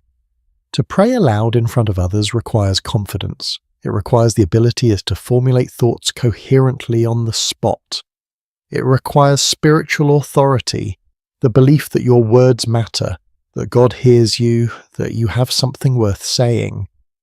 For women who were silenced in every other context, learning to pray aloud in these circles was transformative. They found their voice literally. Some of these prayer circles led directly to social action. Women would pray about poverty, and then they would organize food drives. They would pray about illiteracy, and then they would start reading programs. They would pray about vice, and then they would march on saloons. The line between prayer and activism was porous. Prayer was not passive. Prayer was how women gathered, strategized, and then acted. But I want to be honest about something. Not all evening religious practice was about community and empowerment. For many women, it was also about fear. Evangelical Protestant theology in the 19th century emphasized hell, damnation, and the constant possibility of losing your salvation. Evening prayers often included desperate pleas for God's mercy, confessions of unworthiness, expressions of terror about the afterlife. One woman's diary from the 1840s records her nightly prayers. I begged God again to show me if I am truly saved. The fear consumes me. What if I am deceived? What if my faith is false? What if I am damned? This is not comforting bedtime spirituality. This is existential terror. And for women raised in strict religious environments, this fear could dominate their inner lives. The evening examination of conscience, reviewing your day for sins, confessing them, begging forgiveness, this was a nightly ritual for many devout women. And while it could be meaningful and lead to genuine moral growth, it could also be psychologically damaging. Constant self-scrutiny, constant guilt, constant fear of divine punishment. This was the dark side of evening religious practice. But here is what I want you to notice. Even in that fear, even in that oppression, women were engaging with big questions. What is the meaning of life? What happens after death? How should I live? What is my purpose? Evening devotions forced engagement with existential and ethical questions that modern life often lets us avoid. We distract ourselves constantly. We numb ourselves with entertainment. But these women sat with the big questions every single evening, and that produced a kind of depth, a kind of seriousness about existence that we've largely lost, and they passed this down. Mothers teaching children to pray, grandmothers explaining scripture to grandchildren. Women were the primary religious educators in the home. Sunday school teachers were mostly women.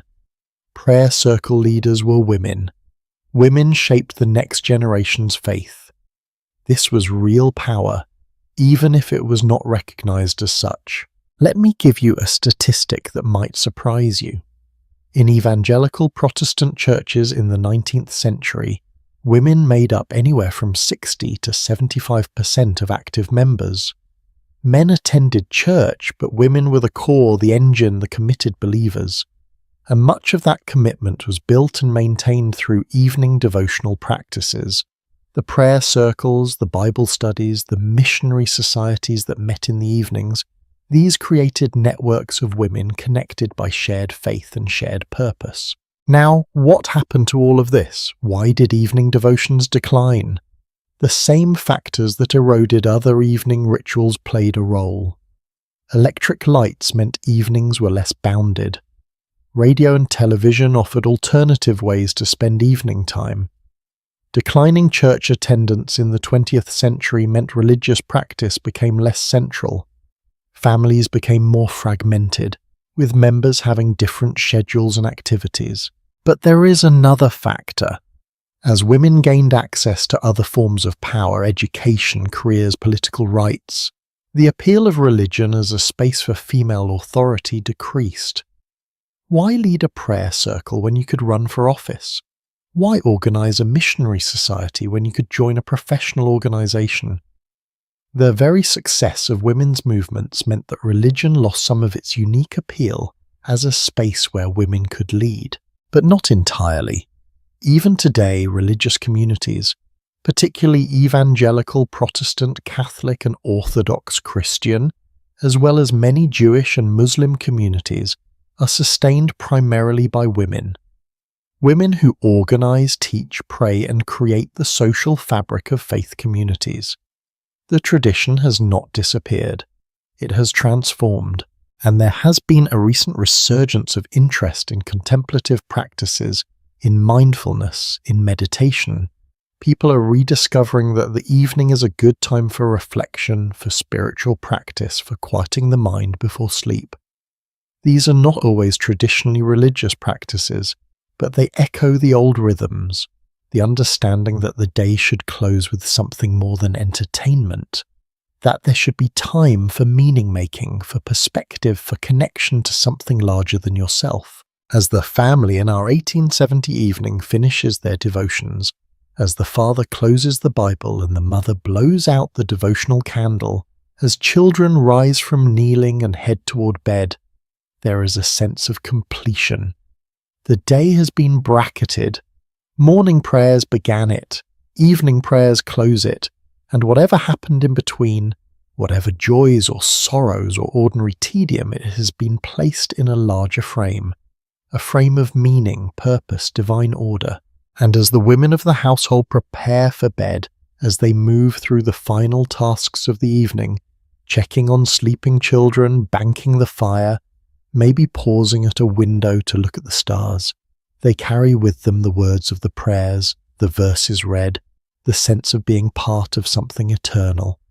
And that sense, that anchoring in something beyond the everyday, that was powerful, that was real, that mattered deeply. But the evening is not quite finished yet, because after the prayers, after the spiritual work, there was still the body's work to be done. Meals needed to be prepared for the next day, bread needed to be set to rise, food needed to be preserved. The kitchen never fully closed, and the skills required to manage evening food preparation, the knowledge of how to make tomorrow's meals while finishing today's work, that was another layer of women's expertise, one that involved chemistry, biology, timing, and a kind of domestic magic that we've almost completely lost. So let us return to the kitchen one more time to watch women work at the intersection of necessity and art as they prepared food by firelight and ensured their families would not go hungry when morning came. The prayers are finished, the children are in bed, but the kitchen lamp still burns, because while the family sleeps, a woman stands at her wooden table, hands deep in bread dough, kneading the mixture that will rise overnight and become breakfast. And this right here, this quiet, solitary work in the late evening hours, this is the labour that nobody sees, nobody celebrates, and absolutely nobody can skip. Because if she does not do this now, there will be no food in the morning. It is that simple and that brutal. You see, we have talked about the beautiful parts of evening life, the reading, the games, the letters, the community. But we cannot ignore this, the relentless, physical, necessary work that continued long after everyone else had finished their day, work that happened by dim lamplight, when backs already ached and hands were already rough. Work that was never done, never complete, never enough. And if you want to understand women's lives before television, before convenience, before any of our modern shortcuts, you have to understand the evening kitchen, because that is where survival happened. Let me be very clear about something. The idea that cooking dominated a woman's time is not an exaggeration. One study of household labour in the late 1800s found that the average housewife spent between 4 and 6 hours per day on food-related tasks. 4 to 6 hours every single day. And that is not counting the evening work, the preparation for the next day, the preservation tasks, the planning and organising that happened after regular meals were done. Here is what a typical evening might look like. Supper has been served and cleaned up. That alone might have taken until 7 or 8 o'clock. Now, while there is still energy and light, certain tasks must be completed. Bread dough needs to be mixed and set to rise for the morning. Tomorrow's meals need to be at least partially prepared, vegetables chopped, meat cut, ingredients assembled. If it is harvest season, there might be canning or preserving to do. If it is winter, there might be food storage to check, spoilage to prevent, supplies to rotate. And here is the thing that will shock you. Much of this work required active management of fire and heat. We are back to fire again, but now in a different context. Not the hearth fire for warmth, but the kitchen fire for cooking. And managing a cooking fire at night, when you are exhausted, when visibility is poor, when you just want to sleep, that took a special kind of endurance. Let me tell you about bread specifically, because bread is the perfect example of how evening work shaped the next day's life. In the 1800s, almost no one bought bread from a bakery. You made it at home. And making bread is a multi-stage process that requires planning and timing. First, you need to keep a sourdough starter alive. This is a culture of wild yeast that lives in a jar or crock. You feed it regularly with flour and water. If it dies, you have to get a new starter from a neighbour, or start one from scratch, which can take weeks. Many women treated their sourdough starter like a pet. It had needs, it required care, and if you neglected it, you could not make bread. In the evening, you would take some of this starter and mix it with flour, water and salt. The exact proportions depended on how many loaves you needed, what kind of flour you had and the temperature of your kitchen. Too warm and the dough would overrise and become sour. Too cold and it would not rise at all. You learned by experience, by failure, by watching your mother and grandmother. There were no precise recipes. It was knowledge held in your hands and in your judgment. Once mixed, the dough needed to be kneaded. Have you ever kneaded bread dough? It is physical work. 10 to 15 minutes of pushing, folding, stretching. Your arms get tired. Your shoulders ache. And you are doing this at 10 o'clock at night after a full day of labour. But you do it because if you do not knead enough, the bread will be dense and heavy. Your family will complain. Your children will not get the nutrition they need. Then the dough goes into a bowl covered with a cloth and placed somewhere with the right temperature to rise slowly overnight. In winter, that might be near the stove. In summer, it might be in the coolest corner of the kitchen. You check it before you go to bed. You check it if you wake during the night. Because if it over-rises, you have to punch it down and reshape it. If it does not rise enough, your morning baking will fail. And in the morning, you wake before anyone else. You punch down the risen dough, shape it into loaves, let it rise again, and then bake it.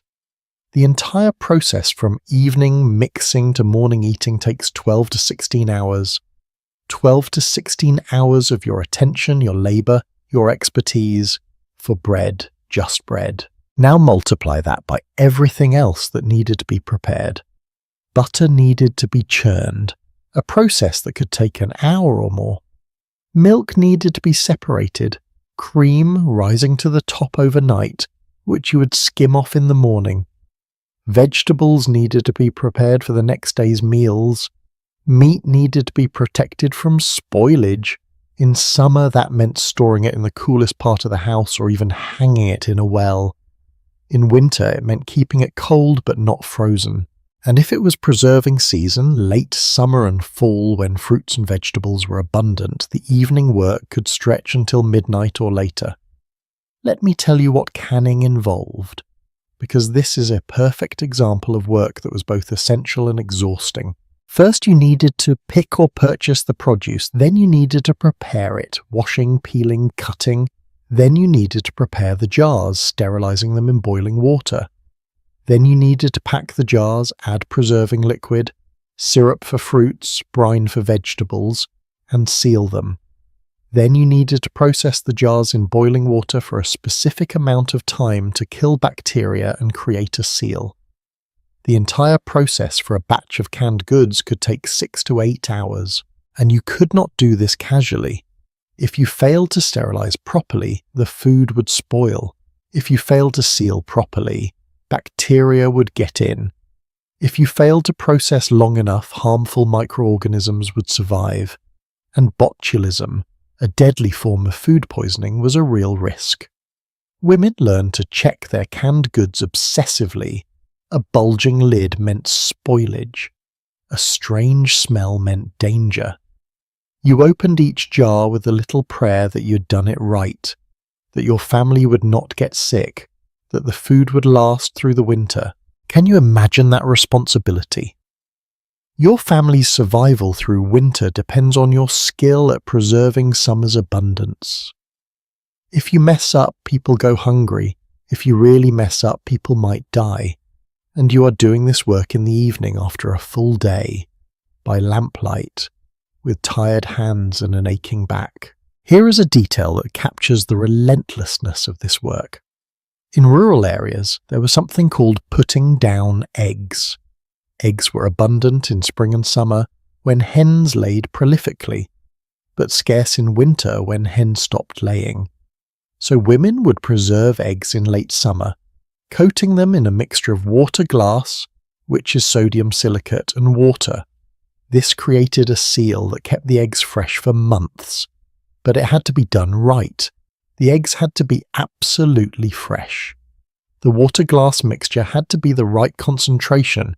The container had to be sealed properly. Women would spend evenings in August and September preserving hundreds of eggs so their families would have protein through the winter. And they did this while also preserving vegetables, fruits and meat. and while also doing all the regular cooking, cleaning and childcare, and while also doing needlework, letter writing and all the other evening activities we have discussed. I want to pause here and acknowledge something. I have been describing middle-class and working-class women's labour. Wealthy women had servants who did most of this work, but even wealthy women had to manage and supervise.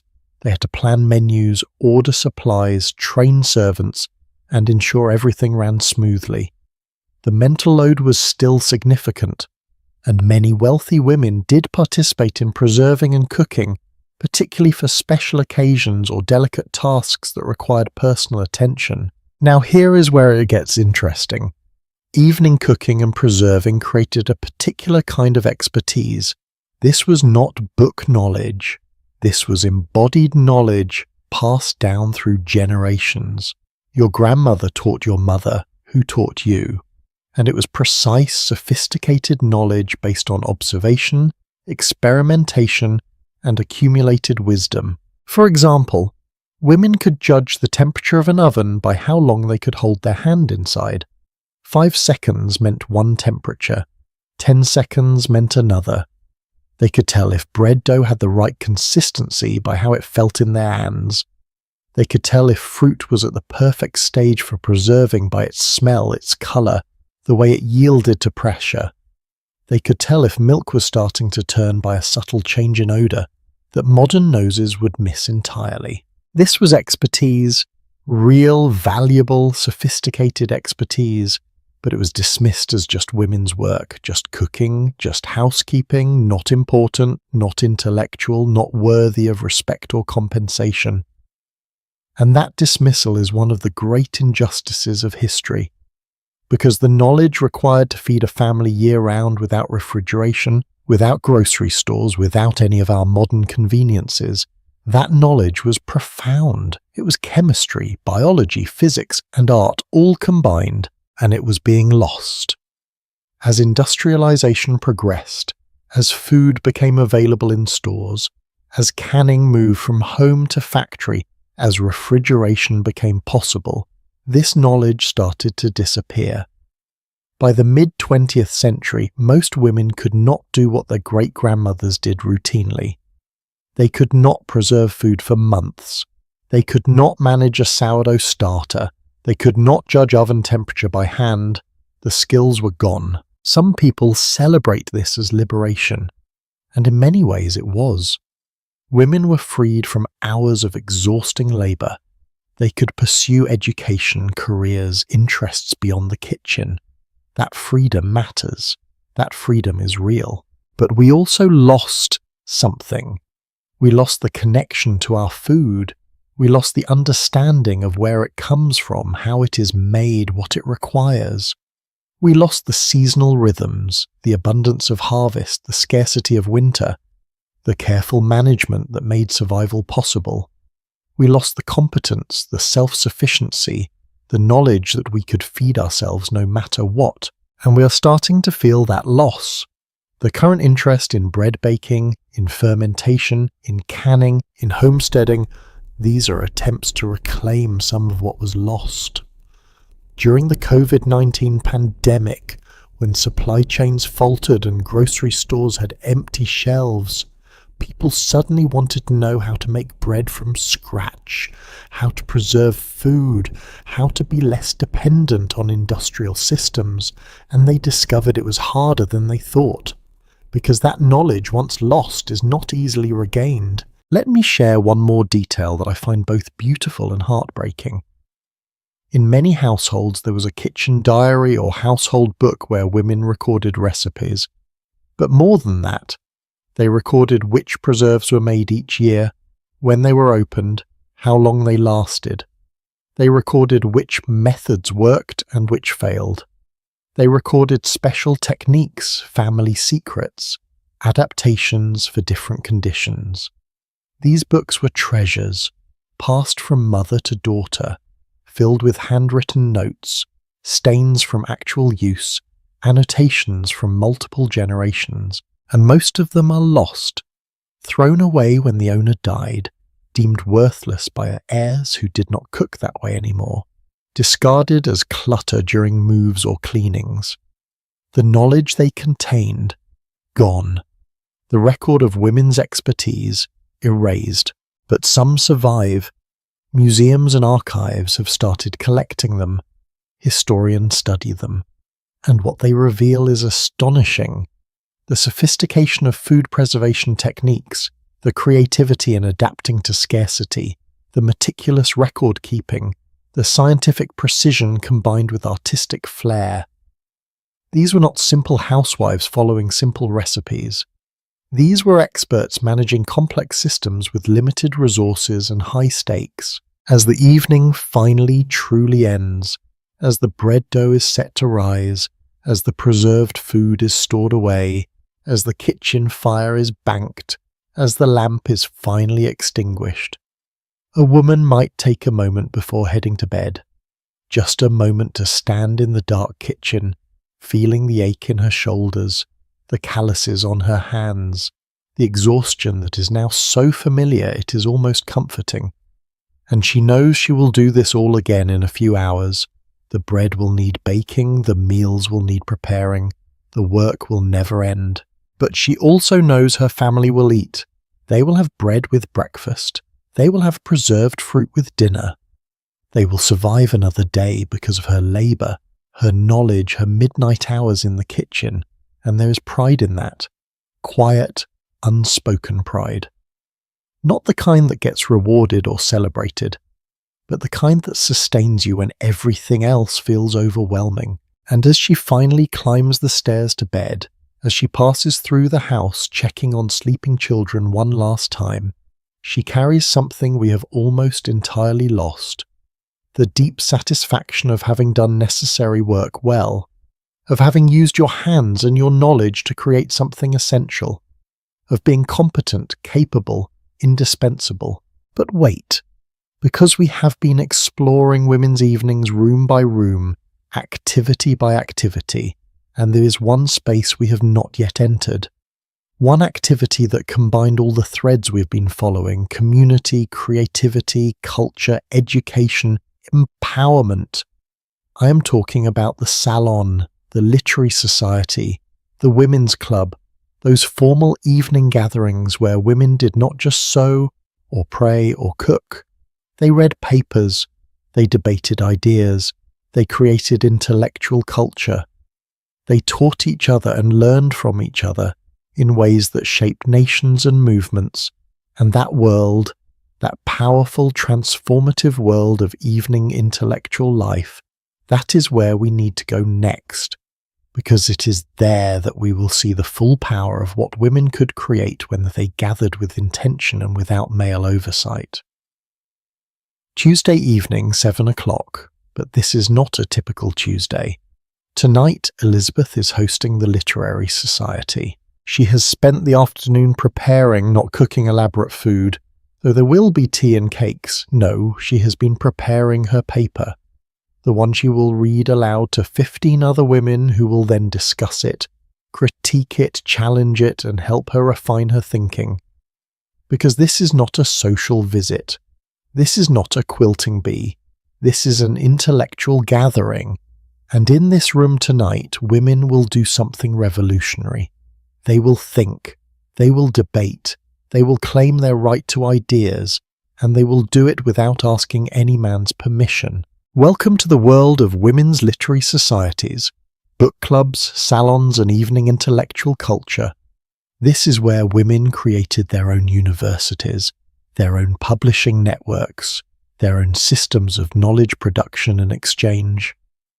And it is one of the most subversive, powerful, and underappreciated aspects of women's evening life before television. Because while men had universities, professional societies, and gentlemen's clubs, women had this.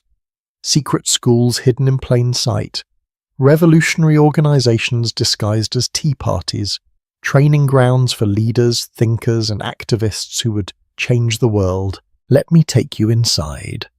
The women arrive between 7 and 8. They're dressed nicely, but this is not a formal event. They bring notebooks, pencils, books. They settle into chairs arranged in a circle or around a large table. There is chatting, certainly, news is shared, children's health is discussed, mutual friends are mentioned, but there is also anticipation, because tonight's topic is announced in advance. Maybe it is discussion of a specific novel, maybe it is a paper on a historical subject, maybe it is a debate on a current political issue. Whatever it is, these women have come prepared to engage intellectually. The meeting is called to order. In many societies there is a formal structure. A president presides. A secretary keeps minutes. There are rules of order: who speaks when, how disagreements are managed, how decisions are made. These are not casual gatherings. These are organized institutions with constitutions, bylaws, and procedures. And that structure is important. It teaches women how to run meetings, how to govern organizations, how to lead. Skills they are forbidden from using in public life. Skills they practice here in the evening in private homes. Someone, maybe Elizabeth, stands to read her paper. And here is what you need to understand. These papers were serious scholarly work. Women researched historical topics, analysed literary works, examined scientific questions, and discussed political issues. They cited sources, they built arguments, they presented evidence, and their audiences listened critically, asked questions, and demanded intellectual rigour. I am not exaggerating. Let me give you a specific example. In the late 1800s, women's clubs across America organised study programs that lasted years. One club might spend an entire season, September through May, studying the history of England. Members would divide the topic, with each woman responsible for presenting on a specific period or aspect. They would read multiple books, take notes, and synthesize information into original presentations. The next season might be devoted to Shakespeare. The season after that to the women's suffrage movement or to the science of nutrition. By the time a woman had been in such a club for 10 years, she had received an education equivalent to several university courses. Except she had no degree, no credential, no official recognition, but she had the knowledge, she had the intellectual training, and she had the confidence that comes from presenting your ideas to peers who respect you. Now, where did these societies come from? The roots go back to the 18th century. In France, salons were gathering places where intellectuals, writers, and thinkers would meet, often in the homes of wealthy women to discuss ideas. These salons were famously hosted by women like Madame de Staël, who influenced political and literary culture across Europe. The salon was a woman's space where she could exercise intellectual authority. This model crossed to England and America, but it evolved. Because middle-class women could not host the kind of aristocratic salons that existed in Paris. So they created something different. Book clubs, literary societies, study groups. More democratic, more structured, more accessible. You did not need a mansion or a title. You just needed a parlour, some friends, and a commitment to learning. And these groups exploded in the 19th century. By the 1870s and 80s, nearly every town of any size had multiple women's literary societies. Some were exclusive, you had to be invited to join. Others were open to any woman willing to pay small dues and attend regularly. But all of them shared a common purpose: to create space for women's intellectual development in a world that systematically denied them education. Let me tell you about one specific organization that captures this perfectly. The Cirrhosis Club, founded in New York City in 1868, was created specifically because women were excluded from a dinner honoring Charles Dickens. Women journalists who had covered Dickens's work were not allowed to attend because it was a men's-only event. So they said, "Fine, we will create our own club." And they did. Cirrhosis became one of the most influential women's clubs in America. Members included journalists, writers, educators, and activists. They met every other Monday evening. They discussed literature, science, art, current events, and they explicitly rejected the idea that women's clubs should focus only on charitable work or domestic topics.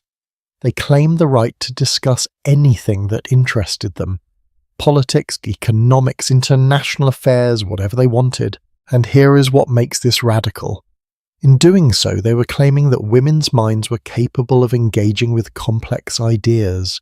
That seems obvious to us now, but in the 1800s, the dominant view was that women were intellectually inferior to men, that their brains were smaller, their reasoning capacity limited, their proper sphere restricted to home and family. Women's literary societies were a direct challenge to that ideology. They were proving through their actions that women could think, analyse, debate, and create knowledge just as well as men. But it was not always easy. Some women faced opposition from husbands who did not want their wives attending evening meetings. Some communities viewed literary societies with suspicion. Were these women becoming too educated, too independent, too opinionated? There were real social costs to participating. Women had to navigate carefully, presenting their clubs as harmless, domestic, feminine, while actually using them to develop skills and knowledge that were anything but conventional. And the clubs were strategic about this. They would frame their activities in acceptable terms. Studying history, that helps us educate our children better. Discussing literature, that improves our moral character. Analysing social problems, that informs our charitable work. The framing was traditional, the content was subversive. Now let me tell you what happened in these meetings beyond the formal programme, because the social time before and after presentations was just as important as the structured content. This is where women shared information networks. Who is hiring? What jobs are available? My daughter needs a teaching position. Does anyone know of openings? My sister wants to start a business. Does anyone have advice or contacts? Literary societies became informal job networks, business incubators and support systems. A woman who presented a paper on economics might be approached afterward by another member who wanted to start a cooperative. A woman who discussed suffrage might find herself recruited into political organising. Ideas led to action. Intellectual engagement led to real-world change, and the writing that women produced in these societies often found its way into the world. Some clubs published their papers in local newspapers. Some compiled them into books. Some women used their club presentations as the foundation for articles or lectures delivered to broader audiences. The literary society was a testing ground, a place to develop your voice before going public. Let me share a specific example of how powerful this could be. Many of the women who became leaders in the suffrage movement were trained in literary societies. They learned public speaking by presenting papers. They learned debate by discussing controversial topics. They learned organisation by running club meetings. When they entered the public sphere to demand voting rights, they already had years of practice in exactly the skills they needed. The literary society was their political education. Susan B. Anthony, Elizabeth Cady Stanton, Lucretia Mott, all of them participated in women's literary and intellectual societies before becoming famous activists. And when they organised the women's rights movement, they used the same structures they had learned in evening clubs. Formal meetings, written resolutions, parliamentary procedure.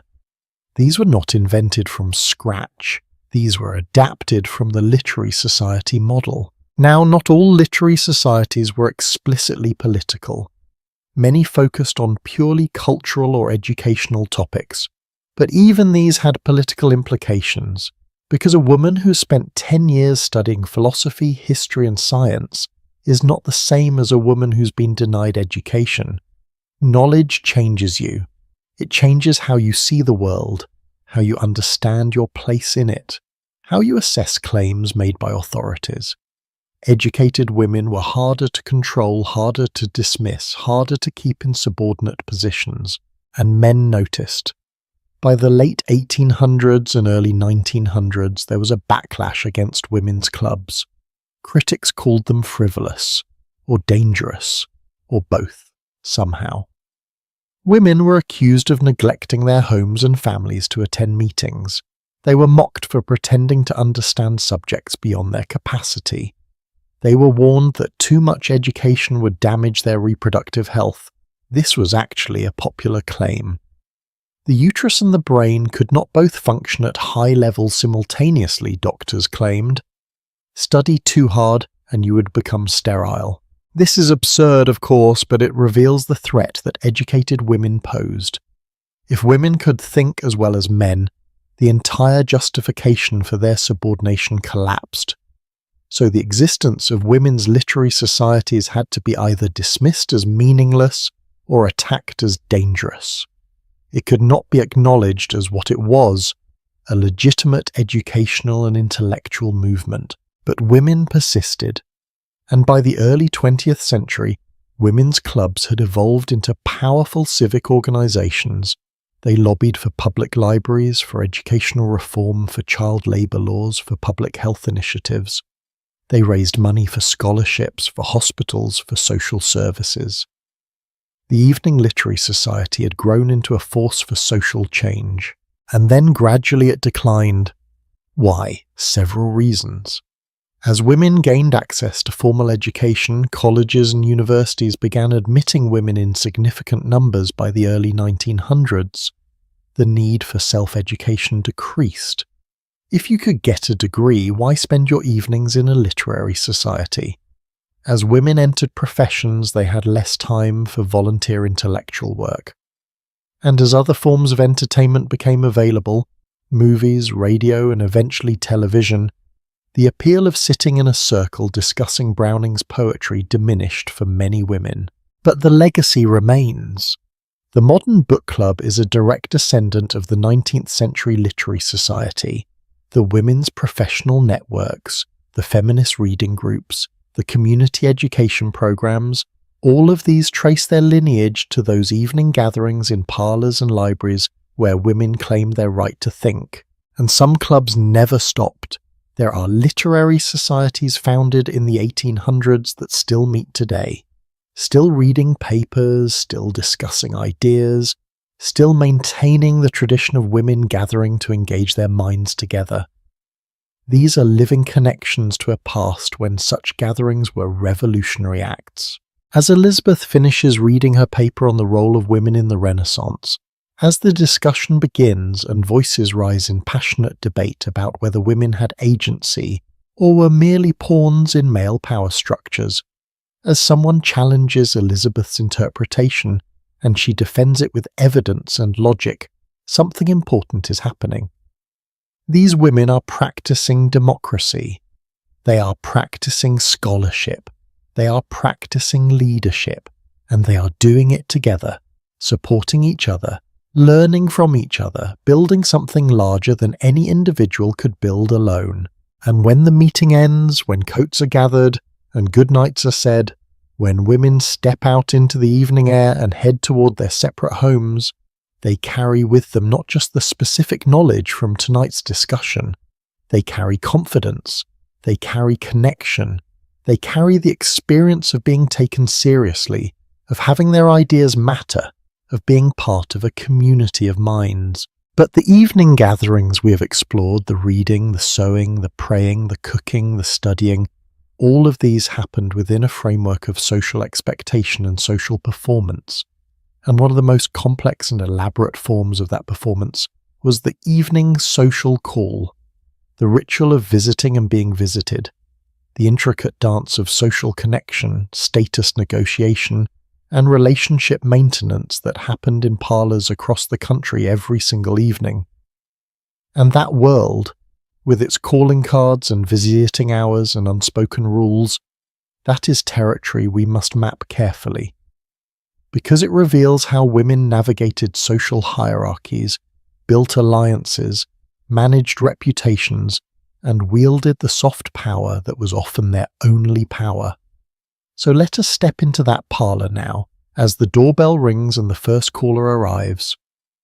The doorbell rings at precisely 3 o'clock, not 2:45, not 3:15, 3 o'clock.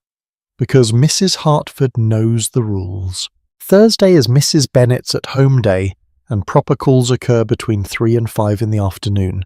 But here is the thing, afternoon calls are just the beginning. Because in many households, evening visiting is where the real social work happens. The strategic alliances, the careful negotiations, the delicate dance of status, reputation and power that women navigated every single week. And if you think this sounds exhausting, you're absolutely correct. It was exhausting. It was also essential. Because in a world where women had little formal power, social connection was currency, and the evening parlour was the stock exchange. Let me explain how this worked, because the system was Byzantine in its complexity. First, you need to understand that there were different types of visits with different rules, different expectations, and different social meanings. The afternoon call was formal, short, scripted, performative. But evening visits, those could be intimate, extended, meaningful, or they could be elaborate social theatre where every gesture was calculated and every word was measured. It depended entirely on the relationship and the purpose. Here is the basic framework. If you were in someone's social circle, you were expected to visit them regularly. Not daily, but perhaps once every 2 or 3 weeks.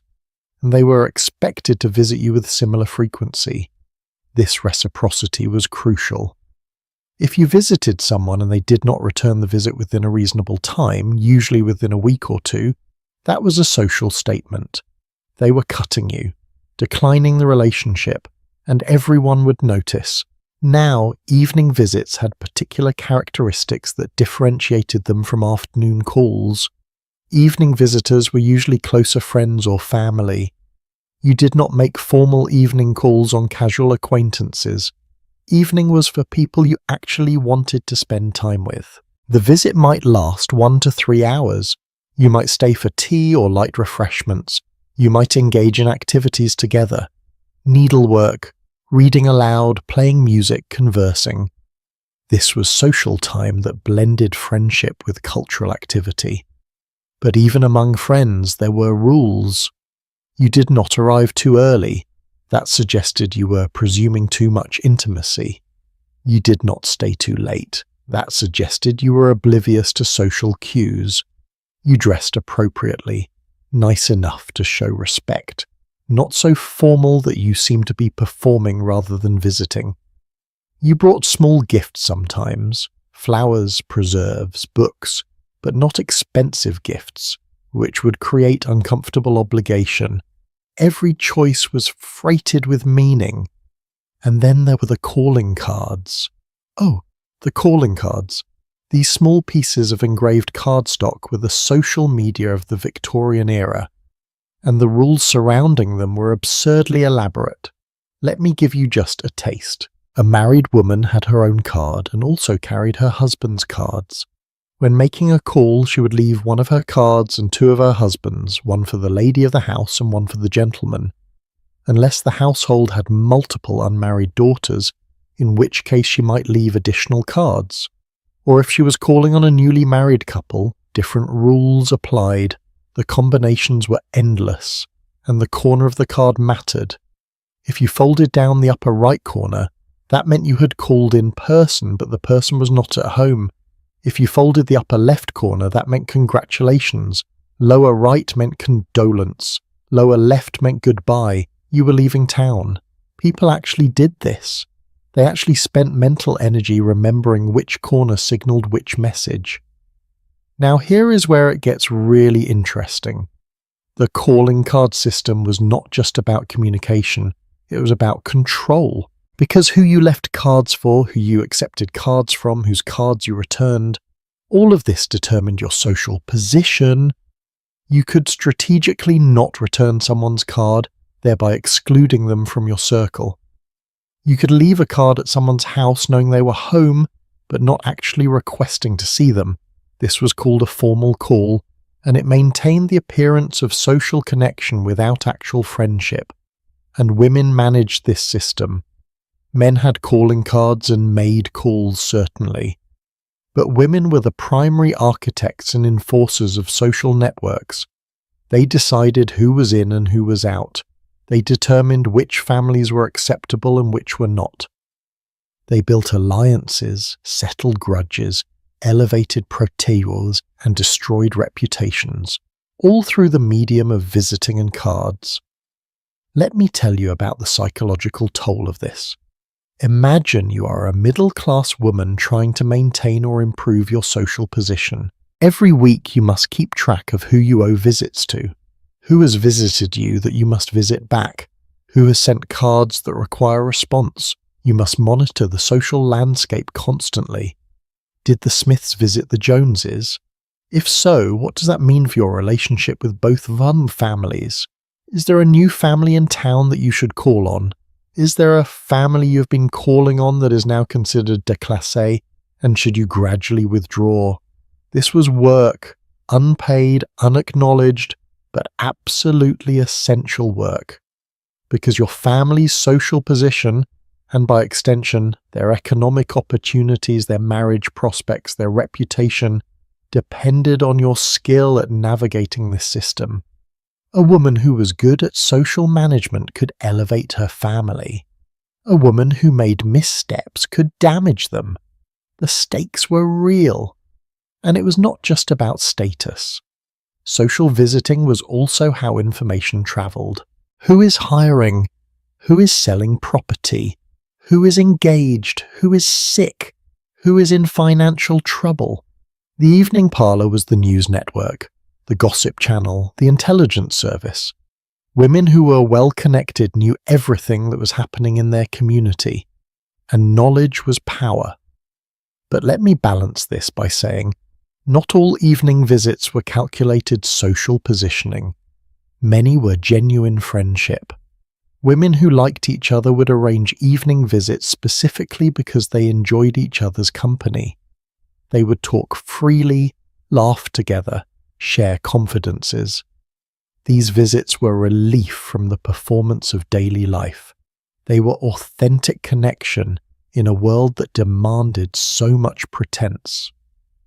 And some evening visits were specifically for support during crisis. If someone in the family was ill, friends would visit in the evening to sit with the sick person, giving the primary caretaker a break. If someone had died, the evening visiting would intensify, people bringing food, offering help, providing company during grief. If a woman had just given birth, other women would visit to check on her, bring small gifts, share advice. The social visiting system, at its best, was a mutual aid network. Now, working-class women had their own visiting patterns that were less formal but equally important. They might drop by a neighbour's house in the evening to borrow something, returning it the next day and staying to chat for a while.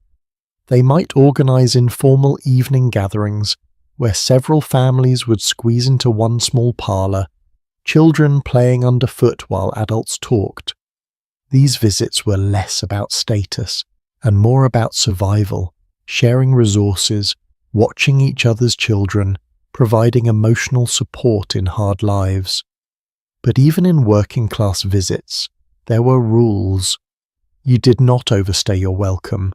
You offered to help with tasks if you visited during work hours. You reciprocated hospitality even if you had less to offer. The specifics were different, but the underlying principle was the same. Social connection required maintenance, and visiting was how you maintained it. Here is something that might surprise you. The decline of evening visiting was lamented even as it happened. People in the early 20th century wrote nostalgically about the old days when neighbours visited each other regularly, when parlours were full of conversation and connection. They worried that the telephone was killing visiting. Why go to someone's house when you could just call them?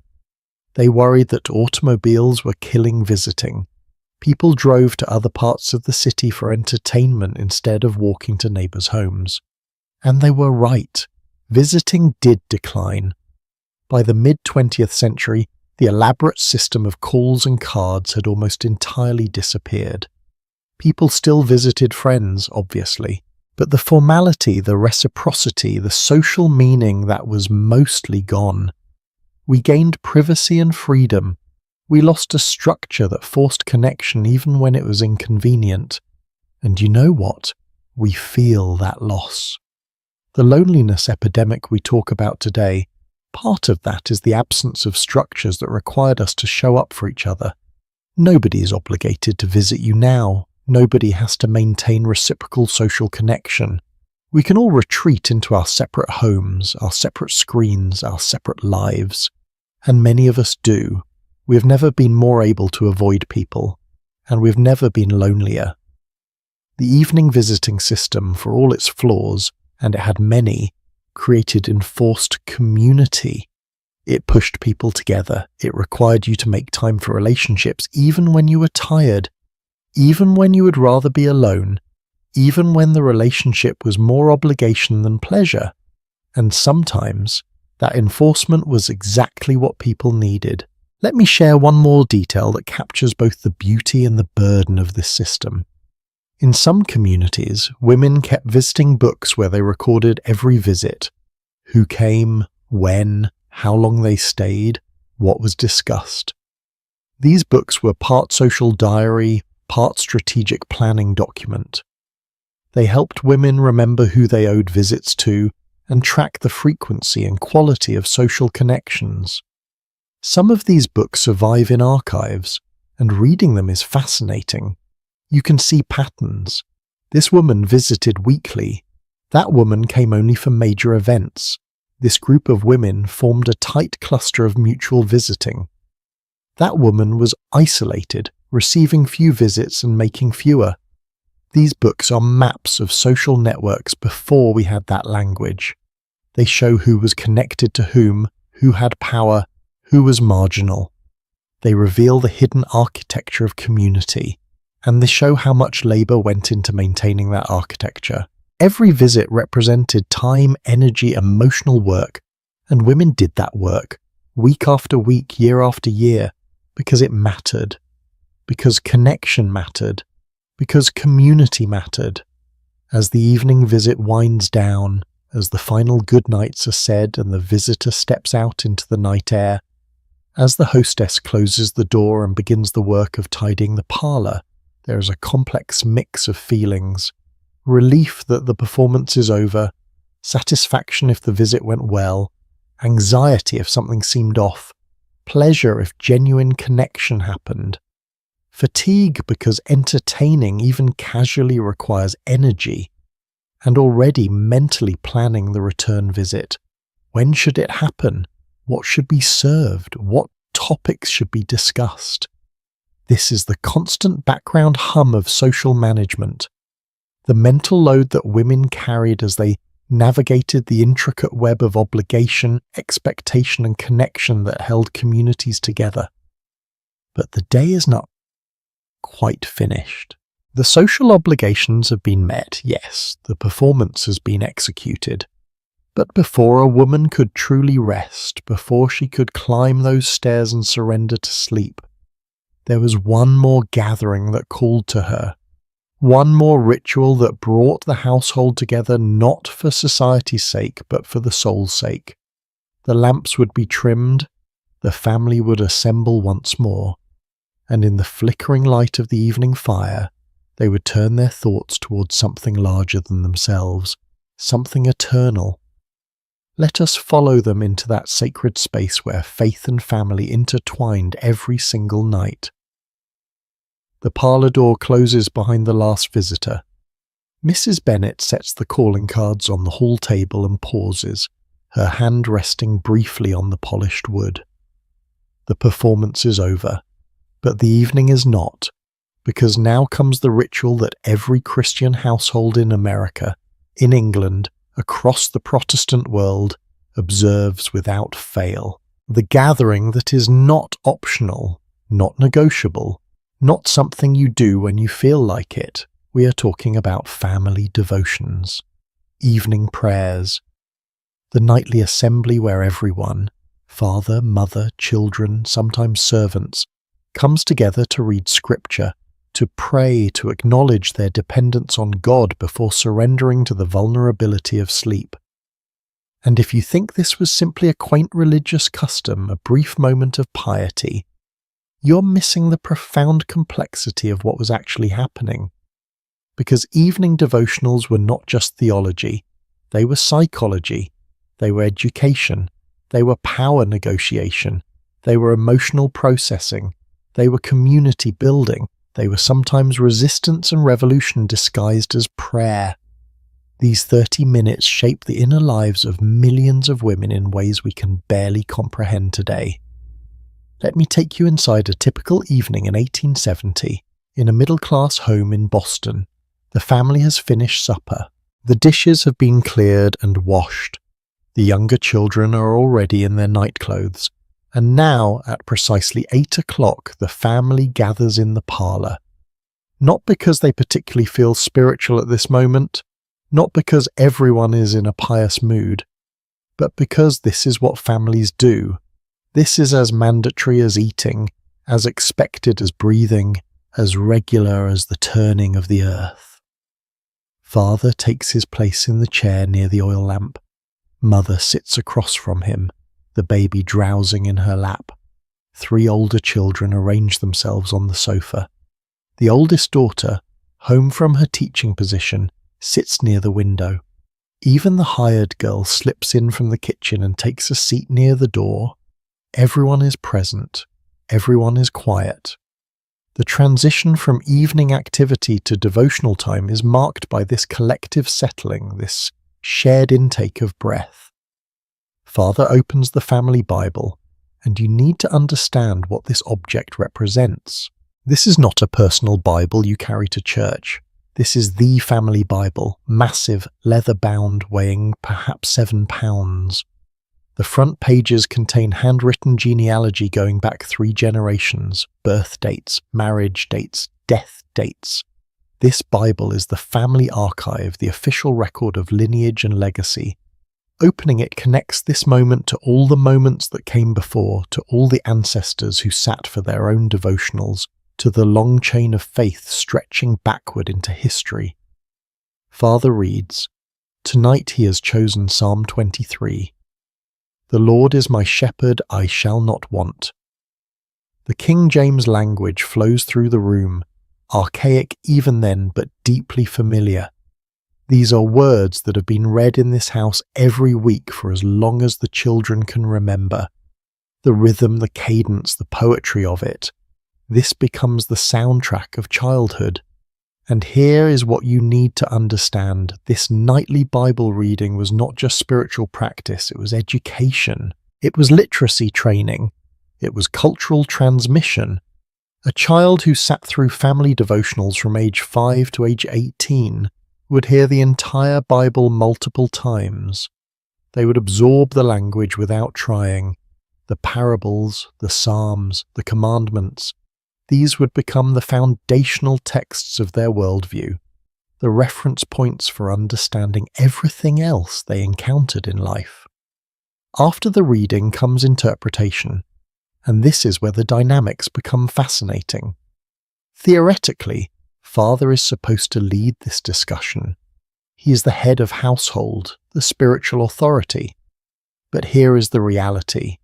Many men were not comfortable with this role. They could read the words fine, but theological interpretation, making ancient scripture relevant to daily life, that required education, confidence, skill that many simply did not possess. And so, strategically, subtly, women stepped in.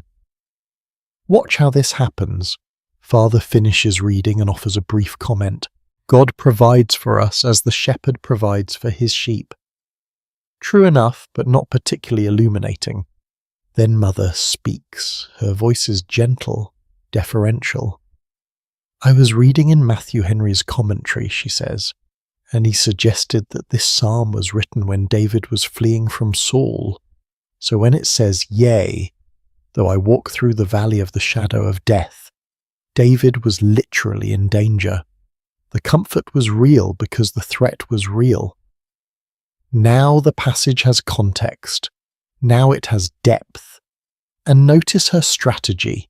She attributes the insight to Matthew Henry, a male commentator, thereby maintaining the appearance that male authority guides the discussion even as her knowledge shapes it. This is how women exercised intellectual and spiritual authority in spaces that theoretically excluded them. One of the children speaks up. So God protects us even when we are scared. Mother nods. What do you think? Have you felt God's protection? A discussion unfolds. The children share thoughts. Father adds his perspective, now more confident because Mother has opened the path. Even the hired girl ventures a comment about trusting God during her voyage from Ireland. Everyone's voice matters in this circle. After discussion comes prayer. In this household, everyone prays. Father begins with a formal prayer, thanking God for daily blessings, asking forgiveness for sins, requesting guidance. His prayer follows a structure learned from his father, passed down like the Bible itself. Then Mother prays, and something shifts. Her voice is softer but more intimate. She prays for specific people by name, for Aunt Sarah who is ill with consumption, for the widow down the street struggling to feed her children, for her own children's moral development, for strength to fulfill her duties. Her prayer reveals what weighs on her heart, and everyone hears it. Everyone learns what their mother cares about, what she fears, what she hopes. Then the children pray one by one. The oldest prays for wisdom in her teaching work. The middle child prays for a friend who moved away. The youngest prays that his sore throat will heal. Each prayer is a window into a soul. What you pray for reveals what matters to you. This is vulnerability, emotional transparency in an era that had no vocabulary for such things. But in prayer, feelings could be named.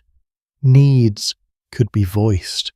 Even the hired girl offers a brief prayer, thanking God for this household, asking blessings on her family back in County Cork.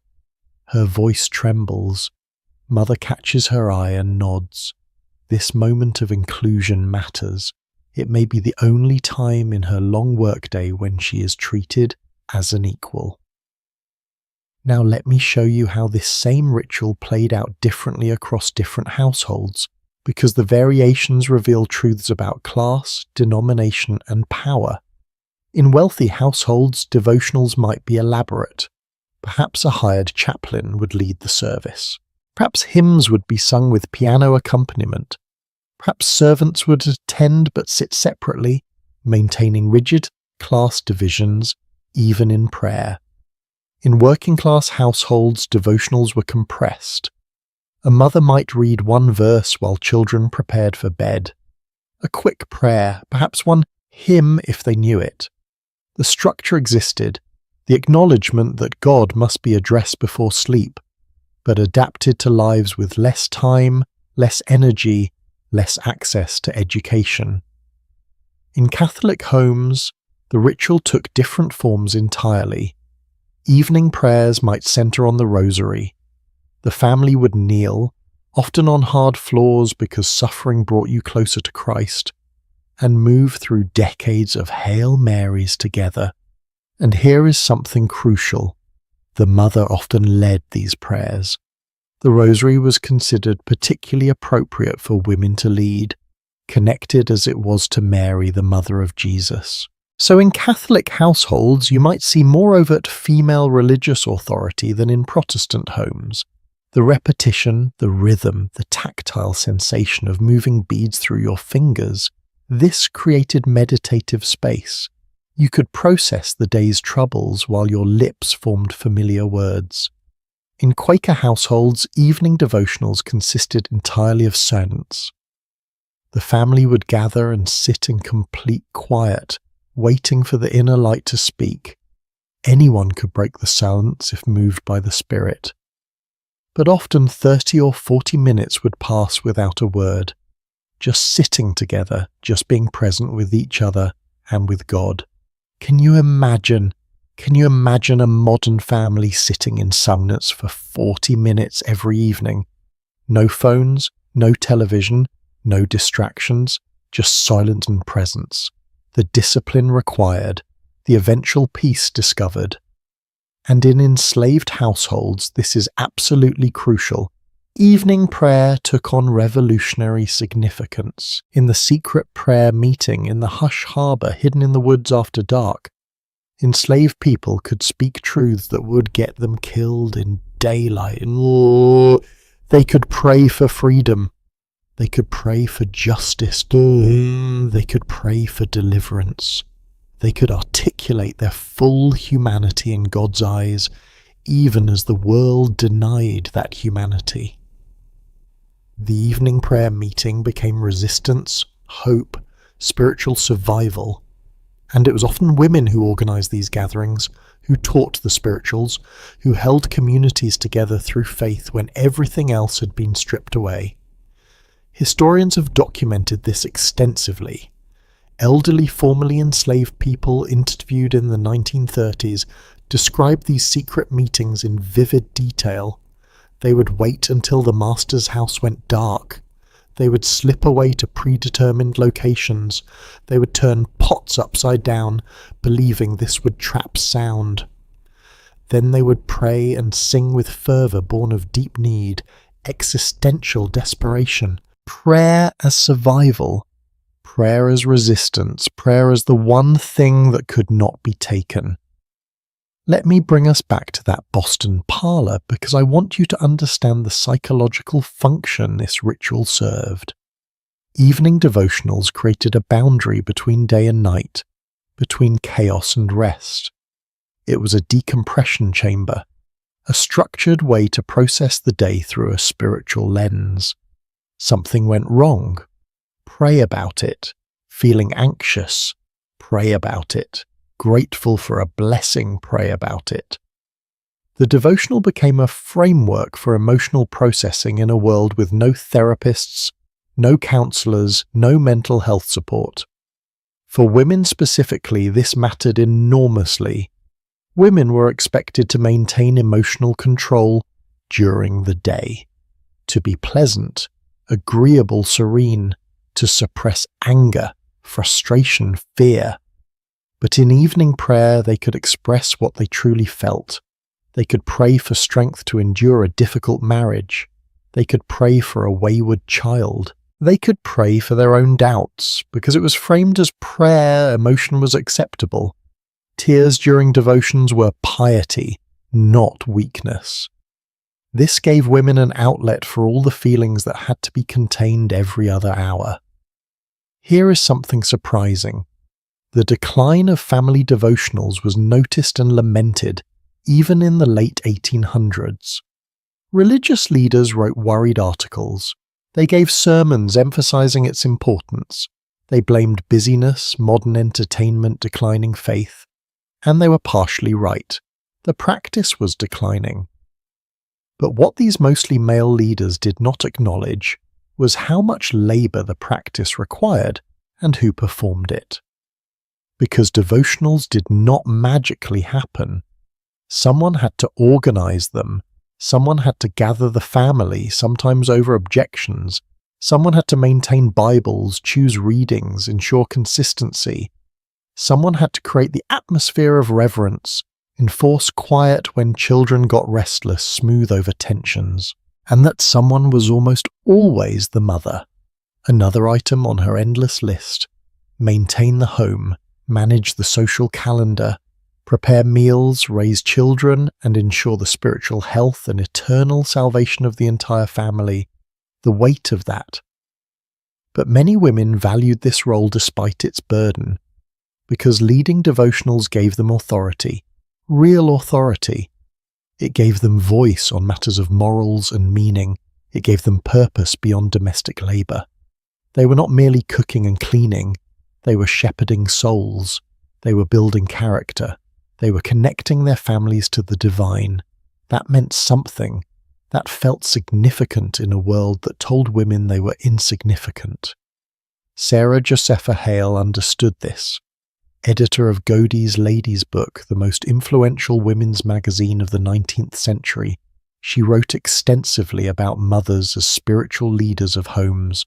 She argued that mothers, because of their innate moral superiority and intimate relationship with children, were natural spiritual guides. This was radical. She was claiming religious authority for women in an era when churches forbade women from speaking in services, from teaching men, from holding leadership positions. But in the home, the mother was the priestess. This became central to what historians call the cult of domesticity, or cult of true womanhood. It was double-edged. On one hand, it confined women to the domestic sphere, insisted they be pure and pious and submissive. On the other hand, it gave them enormous power within that sphere. It said, you may not vote, you may not own property, but you have moral power. You shape the next generation. You determine the spiritual health of your family and thereby the nation. Many women used that power strategically. They used devotionals to teach daughters about God-given worth and dignity. They used scripture to encourage sons to value compassion and justice. They chose passages depicting strong women like Deborah, Ruth, Esther. They subtly undermined harsher theological views. They planted seeds of reform, disguised as spiritual education. The evening devotional was a teaching moment. Women wielded it with intention. Now let me tell you about women's prayer circles, because beyond family devotionals, many women participated in women-only prayer groups meeting in evenings. These were extraordinarily powerful spaces, rooms full of women praying together, supporting each other, organizing social action that would change the world. The temperance movement, the campaign to ban alcohol that resulted in prohibition, was largely organized through women's prayer circles. Women gathered to pray for salvation of drunkards, for husbands to stop drinking, for laws protecting families from alcohol's destruction. They prayed for courage. Then they moved to action. They organized boycotts of saloons. They staged protests outside bars, singing hymns. They petitioned legislatures. They lobbied congressmen. The prayer circle was the organizing unit of one of the most successful social movements in American history. Similarly, the abolitionist movement was intertwined with women's prayer groups. Women gathered to pray for slavery's end, for enslaved people's liberation, for courage as they participated in dangerous resistance. Then they acted. They sewed quilts to sell at anti-slavery fundraisers. They wrote letters to politicians. They sheltered freedom seekers as part of the Underground Railroad. They attended abolitionist lectures. Prayer was not separate from action. Prayer was the foundation, the motivation, the spiritual fuel. And here is what is fascinating. These groups often met in evenings specifically because that was when women could escape. During the day, household responsibilities could not be abandoned. But in evening, after supper was served, after children were in bed, they could tell husbands they were going to prayer meeting. What husband could object? It was religious, pious, exactly what good Christian women should do. So the evening prayer circle became freedom, a space where women gathered without male supervision, where they could speak freely, where they could organize and strategize and build power, all under prayer's protective cover. Susan B. Anthony made some of her first public speeches at women's prayer meetings and quilting bees. These were training grounds, safe spaces where women learned to speak publicly, to articulate arguments, to persuade and inspire. Skills developed in prayer circles, organizational skills, public speaking, coalition building, became the foundation of the women's rights movement. The line from evening prayer meeting to Seneca Falls Convention is direct and clear. Let me share one more aspect often overlooked, the bedtime prayer with children. After family devotional ended, mothers would shepherd children upstairs. There, kneeling beside each bed, the child would recite a personal prayer, usually a simple rhyme, Now I lay me down to sleep, I pray the Lord my soul to keep. If I should die before I wake, I pray the Lord my soul to take. Pause on that. If I should die before I wake, children prayed this every night. They went to sleep contemplating possible death. This was normal, universal, considered appropriate for a 4-year-old. Because child mortality was real, children did die in the night, from scarlet fever, diphtheria, whooping cough, causes nobody understood. Infant mortality rates were staggering. In the 1800s, perhaps 1 in 5 children died before age 5, perhaps 1 in 3 before adulthood. Every parent knew this, so bedtime prayer was preparation, making peace with mortality, asking God for protection while acknowledging protection might not come, teaching children that death was always close, always possible, and the only defense was spiritual readiness. And the mother kneeling beside her child, hearing that prayer night after night, what did she feel?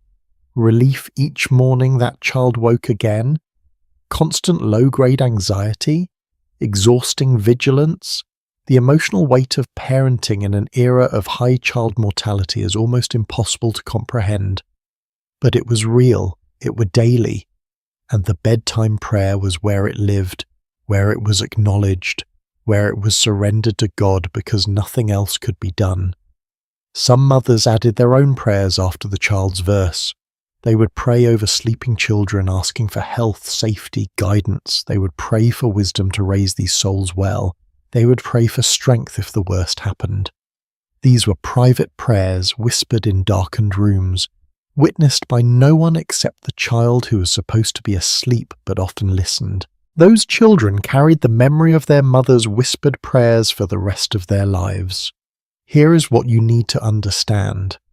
Evening religious practices, family devotionals, women's prayer circles, bedtime prayers were not just spiritual activities. They were coping mechanisms, mental health interventions, community organizing tools, spaces of female authority, teaching moments, emotional processing systems, resistance and revolution disguised as piety. All simultaneously woven together in ways difficult to untangle because people did not separate spiritual from psychological from political. It was one integrated whole.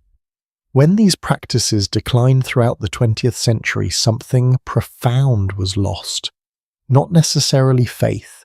Plenty remained believers, but the structure, the ritual, the enforced regularity of communal reflection, the built-in moments of vulnerability and connection. We gained privacy and autonomy and freedom to skip prayer. We lost the framework requiring us to sit together every evening and acknowledge both our mortality and our dependence on each other. The prayers are finished. The Bible is closed and placed back on its shelf, heavy with history. Children's voices fade as they climb stairs, bedtime verses echoing in the quiet house. Mother moves through the parlour one last time, straightening cushions, banking the fire, her own whispered prayers rising like breath into darkness.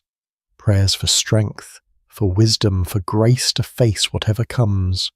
And as she follows her family upward, as she prepares for the final transition from wakefulness to sleep, there remains one last transformation, the most dramatic shift of all.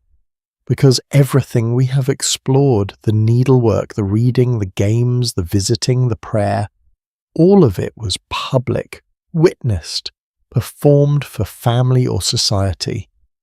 But now comes the truly private moment, the intimate rituals behind closed doors, the care of body and spirit, the shedding of corsets and conventions, the precious solitary minutes when a woman could finally just be herself before darkness claimed the day.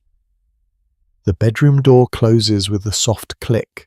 Finally, after hours of social performance, of managing household duties, of leading prayers and shepherding children, this door represents something precious: privacy, solitude. The chance to shed not just the day's clothing but the day's persona, Because here is what you need to understand about women's evening rituals before television, before electric lights, before modern conveniences. The most intimate, most revealing moments happened right here, in the last 30 minutes before sleep. And these private rituals tell us more about what it meant to be a woman than perhaps anything else we have explored. Let me take you into a bedroom in 1880. It is 9:30 at night.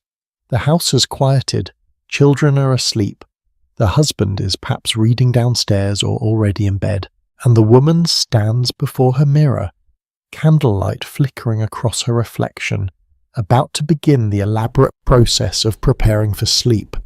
You might think this would be quick, remove clothes, put on nightgown, climb into bed, but you would be spectacularly wrong, because a middle-class or upper-class woman in the Victorian era wore between 15 and 20 separate pieces of clothing during the day, and removing them, caring for them, and caring for her body underneath, this could easily take 45 minutes to an hour. Let us walk through this step by step, because the details matter. They reveal attitudes about bodies, about femininity, about what women endured in the name of respectability. First, she removes her outer dress. This might button up the back, which means she either needs help from a lady's maid or a very long button hook to reach the fastenings herself.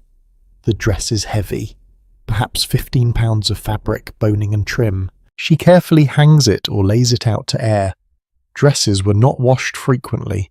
Water and soap were harsh on delicate fabrics, and the labour of washing was enormous. So dresses were aired, spot-cleaned and worn multiple times between washings. Next comes the bodice or waist, a separate, fitted top. Then the petticoats, usually 2 or 3 layers of them, each with its own buttons or ties. Then the bustle or crinoline cage that gave skirts their fashionable shape. By now, she has removed perhaps 20 pounds of clothing. She can breathe a little easier. But she is not done, not remotely. Now comes the corset, and I need you to really understand what this garment represented. The Victorian corset was not like modern shapewear. It was a rigid structure of steel or whalebone stays covered in fabric, designed to compress the waist to fashionably tiny dimensions while pushing the breasts up and the hips out.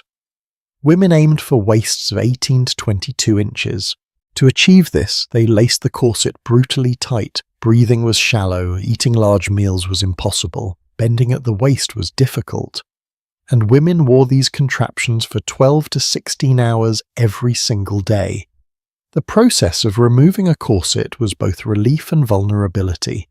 As the laces loosened, as the pressure released, the body could expand, could breathe fully for the first time since morning. Women described this moment in their private diaries. The physical relief was intense. But there was also shame, because without the corset, the body was soft, undefined, not meeting the fashionable ideal. The corset created the illusion of the perfect hourglass figure. Without it, most women felt their bodies were inadequate. And here is the thing that might shock you. The corset caused real documented physical damage. Doctors in the late 1800s wrote extensively about corset sickness, fainting spells, shortness of breath, digestive problems, displaced organs. An 1871 medical text documented that tight lacing could actually shift the position of the liver and compress the lungs. Women were literally deforming their internal organs in the name of fashion. Yet most continued wearing corsets because not wearing one was considered improper, immodest, evidence of loose morals. The corset was respectability made manifest in whalebone and lace. After the corset comes the chemise, a light undershirt, and then the drawers, which were actually 2 separate leg pieces tied at the waist, completely open at the crotch. This design made using chamber pots easier without having to fully undress, but it also meant that women's undergarments provided no real coverage or warmth. In winter, multiple petticoats were essential just to maintain body heat. Finally, she removes the last layer, and now she stands in her bedroom unclothed, vulnerable. This moment of nakedness was fraught with complex emotions. Because women were taught from childhood that their bodies were dangerous, shameful, something to be hidden and controlled, nakedness was associated with sin, with sexuality, with loss of virtue. Even in the privacy of her own bedroom, even alone, many women felt deeply uncomfortable with their own nudity. And yet this was also the moment when she could truly examine herself, could see her actual shape without the architectural engineering of corsets and padding, could touch her own skin, could assess whether that bruise on her ribs from the corset stays was getting worse, could notice the rash from wool rubbing all day, could simply exist in her body without mediation. Now begins the care routine, and this varied enormously depending on class and personal philosophy. Some women, influenced by medical advice of the era, believed that washing too frequently was unhealthy. They thought water weakened the body, made it vulnerable to disease. These women might wash only hands, face, and feet daily, with full baths taken perhaps weekly or even less frequently. Others, influenced by newer hygiene theories, believed in daily washing. They would use a basin and pitcher, kept in the bedroom, filling it with water carried up from the kitchen. The water was cold unless she had specifically requested hot water earlier, and someone, usually a servant or she herself, had hauled it upstairs. She would use a washcloth and soap to clean her face, her underarms, her private areas. The soap was often homemade, harsh, nothing like modern gentle cleansers. It might strip the skin, leave it tight and dry, or women used creamers afterward, cold cream, glycerin and rosewater, or formulas made from recipes passed down through families. Actresses and women of means might use more elaborate preparations. A cream containing lead and arsenic was popular for whitening the skin, despite the fact that these substances were literally poisoning users. Beauty standards demanded pale, translucent skin. Sun exposure was to be avoided at all costs, and women would use genuinely toxic substances to achieve that pallor. Hair care was its own elaborate ritual. During the day, hair was pinned up in complex arrangements. Now, finally, the pins could come out, and there were a lot of pins. Women might use 20, 30, 40 hairpins to create the fashionable pompadours and chignons of the era. Removing each pin was a small relief.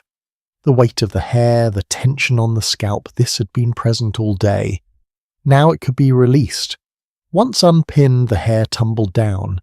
For many women, hair reached to the waist or beyond. It had never been cut, only trimmed. This hair represented femininity, beauty, virtue. Long hair was evidence of female nature. Short hair on a woman was scandalous, associated with illness, madness, or radical political views. So women maintained their long hair carefully, even though caring for it was tremendously labor-intensive. The nightly routine involved brushing. Not a quick brush, but 100 strokes as the advice manuals instructed.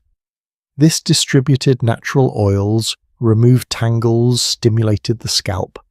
It was also meditative, rhythmic, a repetitive motion that allowed the mind to wander. Some women braided their hair for sleep to prevent tangling. Others left it loose. The choice was personal, private, one of the few decisions about her body that was entirely her own. Teeth care was rudimentary by modern standards. Some women used tooth powder, formulas made from chalk, charcoal, or even crushed brick. Others simply rinsed with water. Toothbrushes existed but were not universal. Dental hygiene was poor by modern standards, and many women lost teeth young to decay and disease. A woman in her 30s might already have gaps in her smile. A woman in her 50s might have lost most of her teeth entirely. Dentures were available but expensive and uncomfortable. This was just accepted reality. Now she puts on her nightgown, and even this garment carried meaning. A nightgown was supposed to be modest, covering from neck to wrist to ankles. It was usually made of white cotton or linen, loose-fitting, completely concealing the body's shape. Married women might have slightly more decorative nightgowns with a bit of lace or ribbon, but even these were fundamentally about modesty.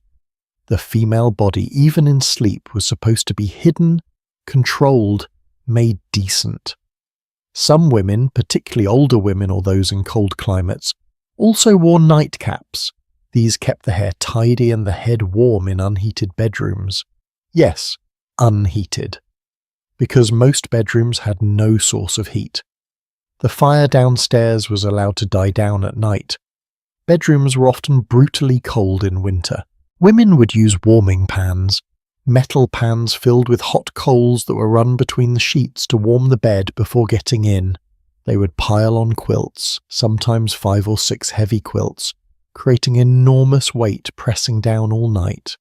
They would sometimes sleep in bed socks, anything to combat the cold. Before getting into bed, there was one more necessary task: the chamber pot.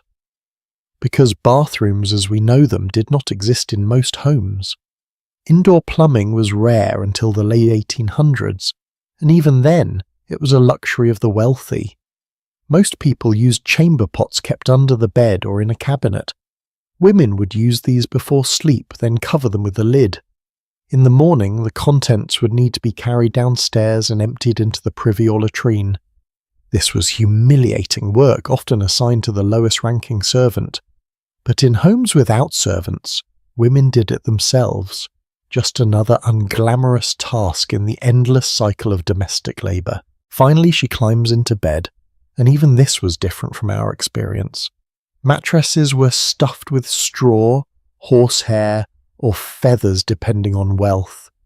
They were lumpy, uneven, and required regular maintenance, turning, fluffing, sometimes completely restuffing. Sheets were linen or cotton, rough by modern standards. They were expensive enough that most families owned only 2 or 3 sets, which were washed infrequently because laundry was such brutal labour. And now, in this bed, in the darkness, in the silence, she was finally alone with her thoughts. This was perhaps the only time all day when she was not managing someone else's needs, not performing a role, not being watched or judged. This was the private self, unmediated. And what did women think about in these quiet moments? We know from diaries and letters that survived. Some women reflected on the day's events, processing interactions and decisions. Some worried about money, about children's health, about their husband's business, about their own aging parents. Some prayed silently, continuing the spiritual work begun in evening devotionals. Some allowed themselves to feel emotions that had been suppressed all day. Sadness, anger, loneliness, frustration. Some simply felt relief that the day was over, that they had survived it, that they could rest now. And some women used these private moments for something the Victorian era barely acknowledged: their own pleasure. Because here is a secret that history often glosses over. Women had sexual desires. Women touched their own bodies. Women experienced pleasure. They just could not talk about it, could not acknowledge it publicly. Medical texts of the era claimed women had no sexual feelings, or only the most refined and spiritual kind. Any woman who expressed actual desire was considered abnormal, possibly diseased. Masturbation was condemned as dangerous, unhealthy, evidence of moral failing. But private diaries, coded letters between women, later psychoanalytic case studies, all reveal that women's sexuality existed and was explored in secret. The bedroom at night alone was one of the only spaces where this was possible. It had to remain hidden, unspoken, shrouded in shame, but it existed nonetheless. For married women, this private bedtime routine might be interrupted by a husband's approach. Sex was understood to be a wife's duty. She was expected to submit to her husband's desires regardless of her own feelings. Advice manuals told women to endure marital relations without complaint, to view it as service as necessary for producing children and maintaining the husband's health and fidelity. The idea that a wife might enjoy sex, might desire it herself, was considered slightly scandalous. Pleasure was for men, duty was for women, and yet some marriages were genuinely affectionate. Some couples enjoyed physical intimacy together.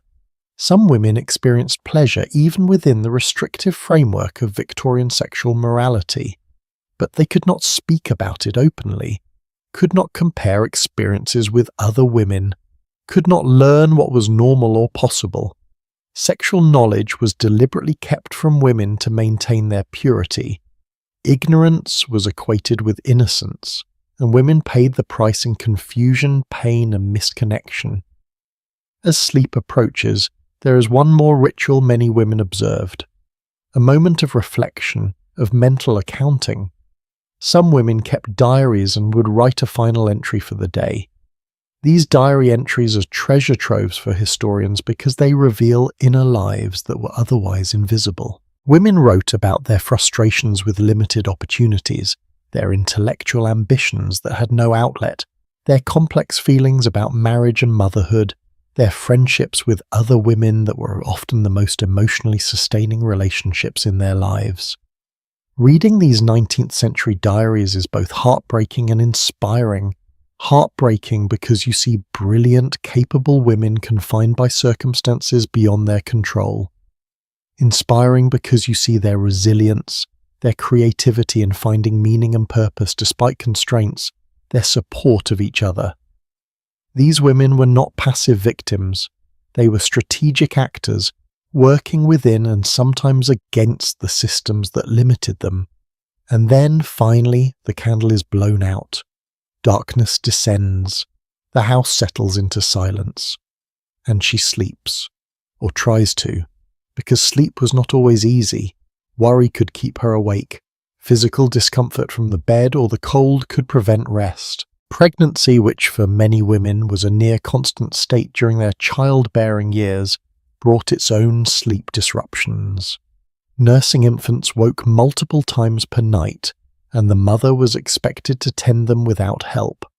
But when sleep did come, it was deep and necessary, because the next day would bring the entire cycle again, the corset laced tight at dawn, the household duties stretching from morning until night, the social performances and emotional labour, the care of others before care of self, the endless, exhausting work of being a woman in an era that claimed to idealize women while actually restricting and controlling them.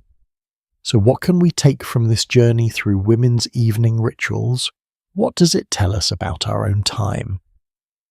I think several things. First, the structures that organized women's evenings before television were not inherently oppressive or inherently liberating. They were both. They provided community, skill development, spiritual support, and creative outlet. They also reinforced gender roles, limited opportunities, and subjected women to exhausting labor, both physical and emotional. Second, women were never passive. Even within the most restrictive systems, they found ways to exercise agency, to create meaning, to support each other, to push boundaries. The temperance movement, the abolition movement, the suffrage movement, all grew out of the supposedly domestic, supposedly apolitical spaces of evening prayer, circles, and quilting bees. Women used the tools available to them, even when those tools were limited. Third, we have gained and lost. We have gained so much. Freedom of movement, educational opportunities, legal rights, control over our own bodies and lives that our great-great-grandmothers could only dream of. We have also lost some things worth remembering. The regular rhythm of communal activities, the deep skill development that came from thousands of hours of practice, the face-to-face social networks that required maintenance and provided support. Fourth, the constant across time is this. Women's labour, both physical and emotional, has always been essential to society's functioning. It has also always been undervalued, underpaid, or completely unpaid. The woman spending 3 hours on needlework, or managing complex social networks, or leading family devotionals, or caring for her body in the brief privacy before sleep, she was doing work that mattered, work that held families and communities together, and that work deserves to be seen, acknowledged, honoured. As we close this exploration, as we step back out of those lamplight parlours and candlelit bedrooms and return to our own time, I want you to carry this with you. Those women were not so different from us. They worried about their children, they navigated complex relationships, they sought meaning and purpose, they balanced competing demands on their time and energy. They found moments of beauty and connection amid the struggle. They were fully human, as complex and contradicted as we are. And perhaps their evening structures, for all their flaws, have something to teach us. Not that we should return to corsets and calling cards, absolutely not. But maybe we could reclaim some of the intentionality. Maybe we could create regular rhythms of creativity, of face-to-face connection, of spiritual reflection, of skill development. Maybe we could turn off the screen sometimes and actually make something with our hands, have an actual conversation, sit in actual silence. Maybe we could honour the wisdom embedded in those old rituals even as we reject their restrictions. The story of how women structured their evenings before television is ultimately a story about how humans create meaning in time, how we mark the transition from day to night, from public to private, from work to rest, how we use ritual and repetition to process our lives and connect with each other. Those women sitting by the lamplight, stitching quilts or reading aloud or praying together or preparing for sleep, they were doing the same thing we do when we scroll through phones or watch television or lie awake at night thinking. They were trying to make sense of their days, to find comfort and connection, to rest so they could face tomorrow. Their methods were different. Their constraints were different. But the fundamental human needs were the same. And by understanding their lives, we understand something about our own, about what we have inherited, what we have transformed, and what we might still learn from the past as we build our futures. Thank you for joining me on this journey through the lamplight evenings of our great-great-grandmothers. Thank you for seeing their lives with curiosity and compassion rather than judgment. Thank you for considering what their experiences might teach us about our own. The past is not a foreign country. It is the foundation we stand on. And these women, with their needles and their prayers, their calling cards and their corsets, their secret thoughts and their public performances, they are part of us. Their strength lives in us. Their struggles inform ours. Their victories made ours possible. So the next time you settle in for an evening, whatever that looks like for you, maybe take a moment to think about them, about the millions of women who sat in millions of parlours, creating beauty and meaning and community with whatever tools they had, about the resilience and creativity of the human spirit, about how far we have come and how much of the journey still lies ahead. Until we meet again for the next story, for the next exploration of how we became who we are, take care of yourselves, honour your own evening rituals, whatever they may be, and remember, you are part of a long, long line of women who have navigated this world with courage and grace. Their light still shines, and so does yours.